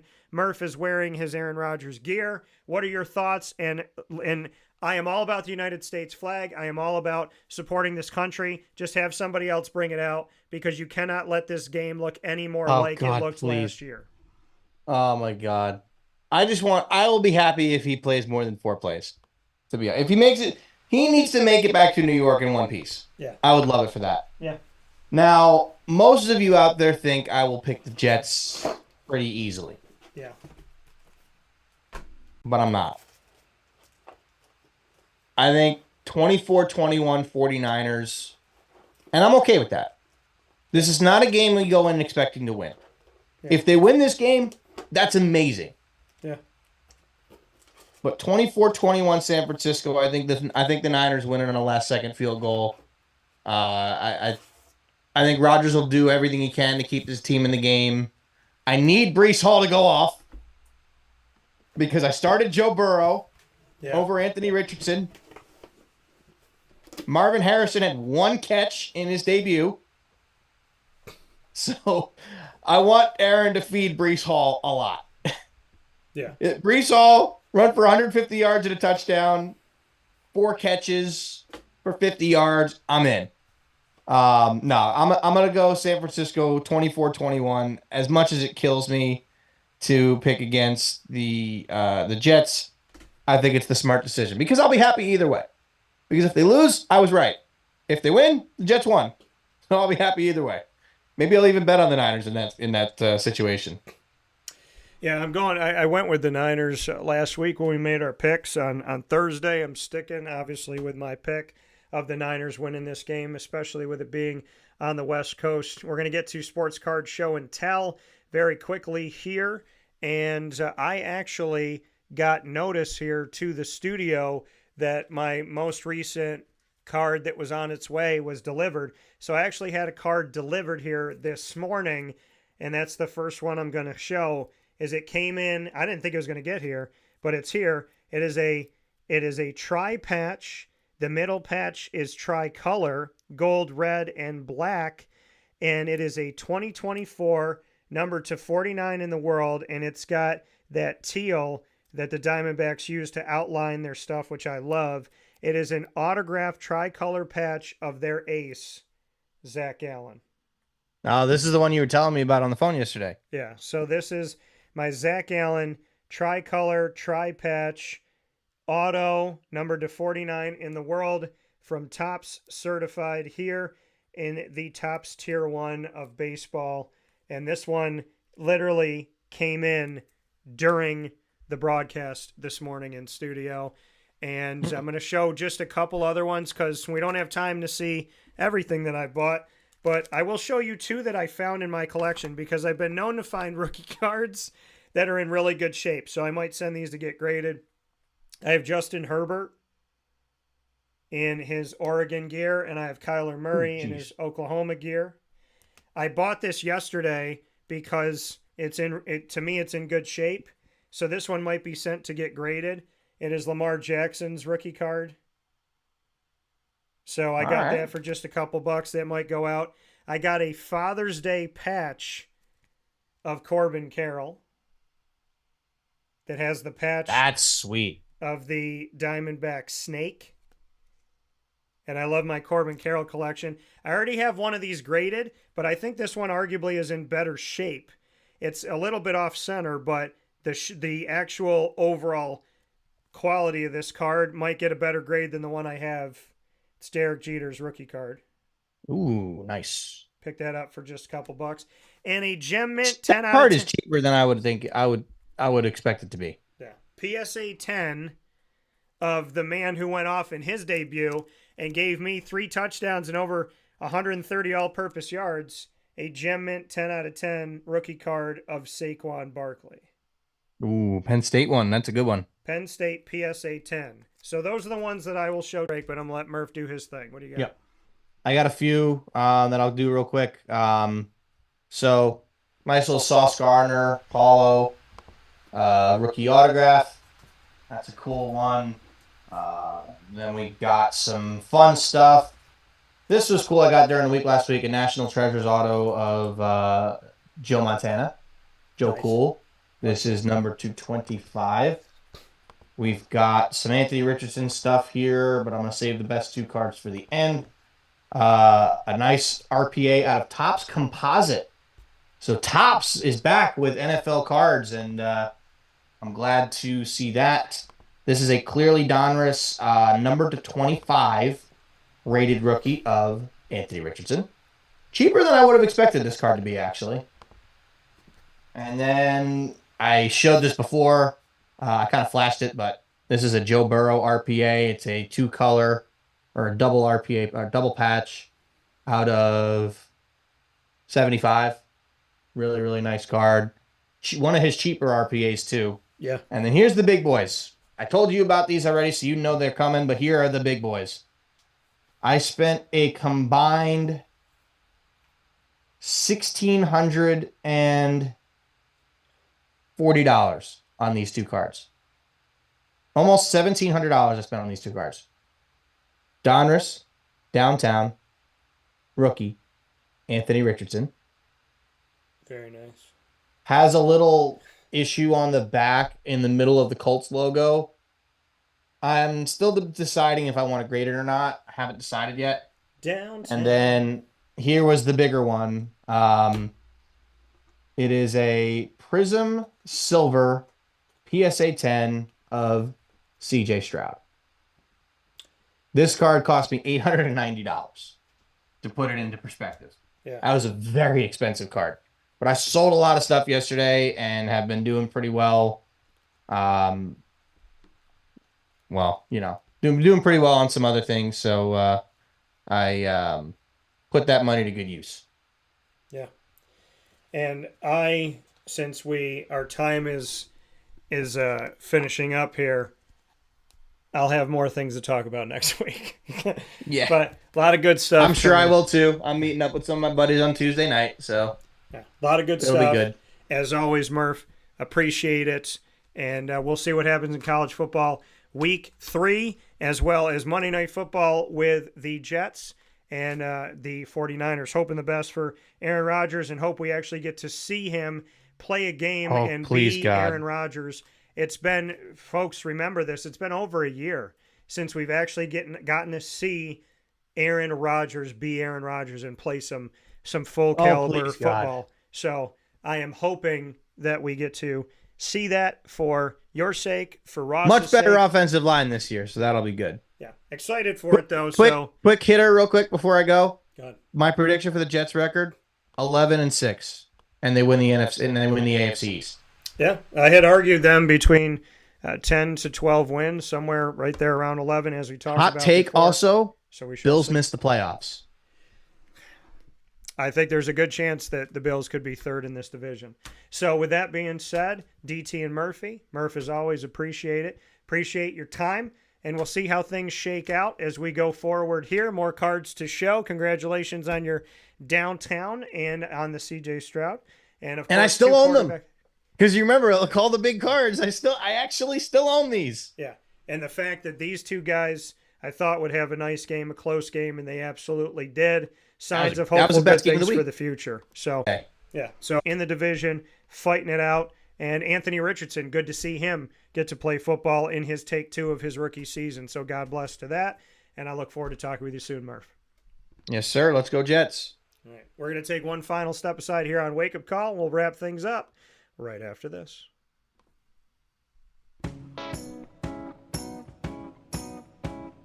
In these unique times, there are those in our community that give us a sense of normalcy and positivity. Pizza Man on 50 Oswego Street in Baldwinsville has been here for you for over 35 years and is here now.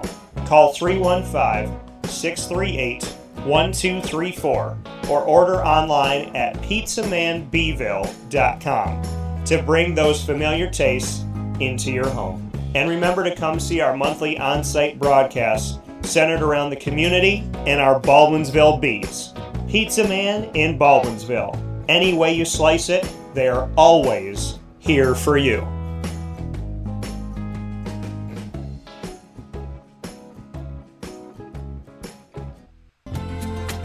Looking for your next ride? Look no further than Great Lakes Honda City, located on 7140 Henry Clay Boulevard in Liverpool, New York. Serving our community for decades, their new and pre-owned vast array of vehicles are available to you Monday through Saturday on site. To search from home, shop at GreatLakesHondaCity.com. Call 315-365-5576 to set up an appointment. That's 315-365-5576 for Great Lakes Honda City, 7140 Henry Clay Boulevard in Liverpool, New York. Great cars, great people, Great Lakes.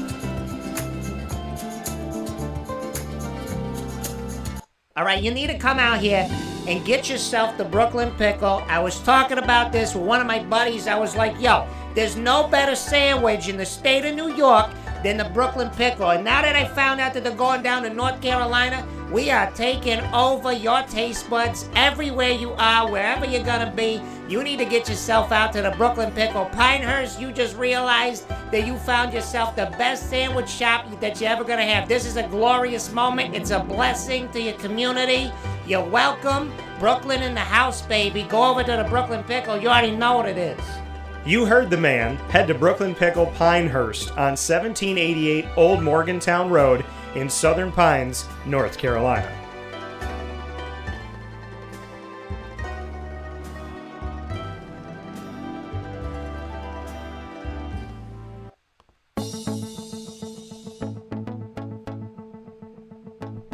Avicoli's, located on the corner of Route 57 and Wetzel Road in Liverpool, New York, has been your trusted neighbor for decades. Located just steps from Liverpool High School, we're happy to have the Liverpool Warriors on-site, on-location broadcast at Avicoli's through Wake Up Call with Dan Tortora every single month, featuring student athletes, coaches, and administration throughout the year from Liverpool High School. Head out to Avicoli's today on the corner of Route 57 and Wetzel Road in Liverpool, New York, open Tuesday through Sunday for lunch, dinner, and drinks. We'd love to see you out there, and of course you can call them at 315-622-5100 for takeout, delivery, and catering. That's 315-622-5100, and also find them on myavicolis.com. That's myavicollis.com.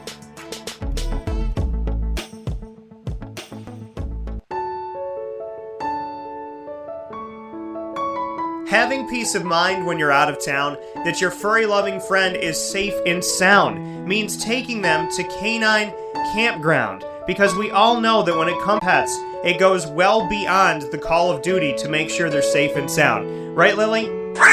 So take a ride to 242 Johnson Street in East Syracuse, New York, and see Canine Campground and where your dog will be staying, in the classic cabin, the executive cabin, the grand cabin, or of course the luxury cabin, because if you know Lily, you know she loves luxury.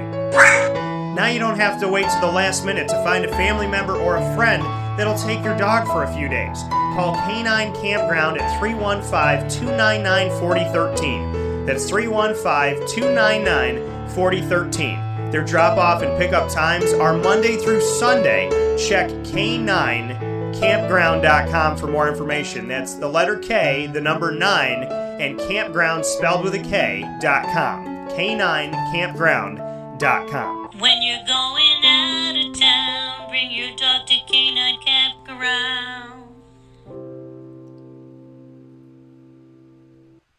Carvel DeWitt, it's what happy tastes like. Do you know why? Because we make ice cream. Creamy, rich, flavorful ice cream. Not yogurt or iced milk like some of our competitors. Ice cream. Fresh, by hand, daily. For the calorie conscious, we have something new for you. Our new Carvelite. Same great flavor, creaminess, and texture of our regular ice cream with only 35 calories an ounce. So whether you want an ice cream cake, flying saucer, dasher, carvalanche, hard or soft ice cream, we will satisfy your craving with our fresh, handmade regular or new Carvelite ice cream. Carvel DeWitt. It's what happy tastes like.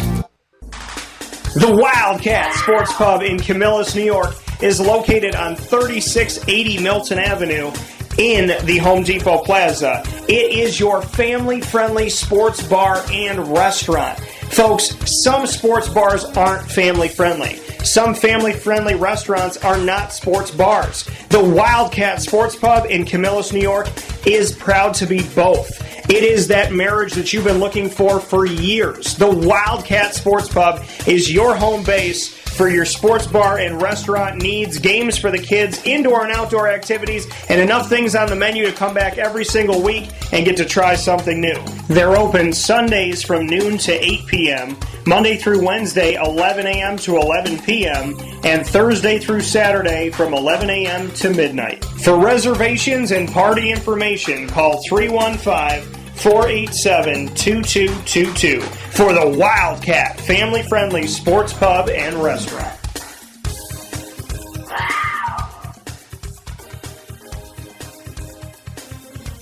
GG Cards and Breaks. Like, comment, subscribe.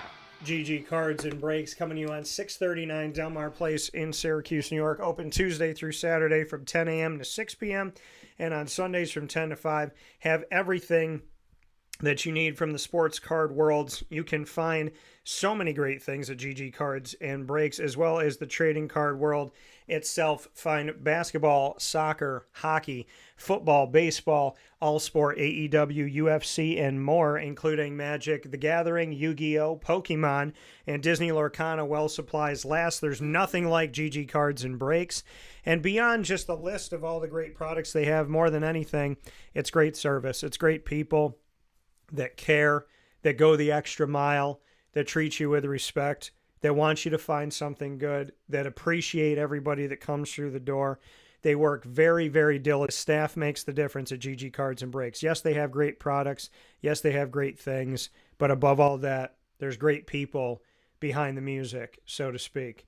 And those are the people that are easy to support. And that's why supporting GG Cards and Breaks is not only supporting local business and supporting small business, it's supporting good people in our community that work very, very hard every single day to bring you an experience you won't find anywhere else.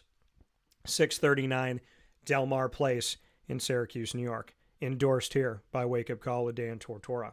With that being said, I want to thank you for tuning into the show with Mr. Murph today and appreciate him so very much and thank him for being a part of the broadcast. My apologies for interrupting and talking over. I'm very passionate when it comes to the fact that I want to be clear that the facts are the facts. And this is not anti-Big Ten, anti-Michigan, anti-Ohio State, anti-Notre Dame. This is telling the story of unfair advantages.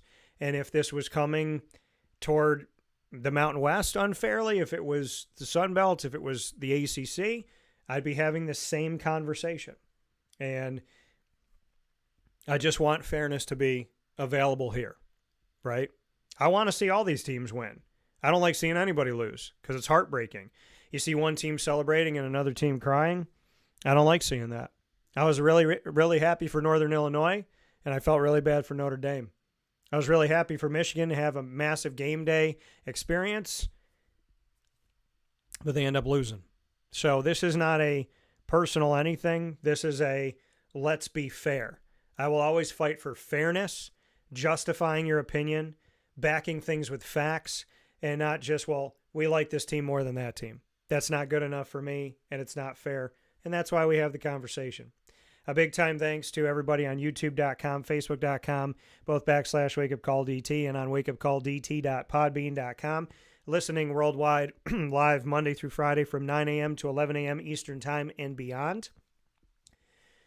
And many thanks to all of you that find us on Amazon Music, Audible, iHeartRadio, iTunes, and Apple Podcasts, Player FM, Podbean, Podchaser.com, Podvine, Spotify, TuneIn, and YouTube by searching Wake Up Call with Dan Tortora, or one word, Wake Up Call DT. Big time thanks to our incredible partners in Central and Upstate New York, Carvel DeWitt, the Wildcat Sports Pub, Chick-fil-A, Cicero, Canine Camp Dog Daycare, Avicoli's Canine Campground Dog Boarding, Brian's Landing, Ma and Pa's, the snack capital of the world, GG Cards and Breaks, Pizza Man, Great Lakes Honda City, Mother's Cupboard, Servomation, reimagining, reinvigorating, and reinventing what it means to have vending in your place of business and in your schools. Go to servomation.com for more information on what vending should be.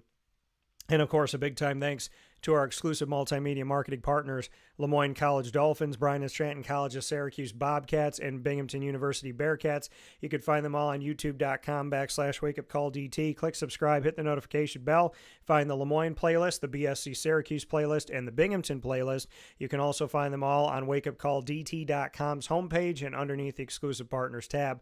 For more information, go to LeMoyneDolphins.com, as well as Syracuse.bscbobcats.com and BUBearcats.com. And a big time thanks to Brooklyn Pickle down in Southern Pines, right by Pinehurst Golf Courses, a fantastic new partner and a place you need to try. We all know Brooklyn Pickle here in Central and Upstate New York, and I look forward to you all getting to know, and please trust that Brooklyn Pickle is the place for sandwiches and more. You will not be disappointed, and I suggest you all go out there. It's something new down in North Carolina, and I look forward to building that bridge with the community more and more as we go on here. And thank Brooklyn Pickle in Southern Pines on 1788 Old Morganton Road in Southern Pines, North Carolina, for all that you do. And a big time shout out to Craig and Brian and the whole team connected to Brooklyn Pickle, down in the Pinehurst area in Southern Pines, North Carolina.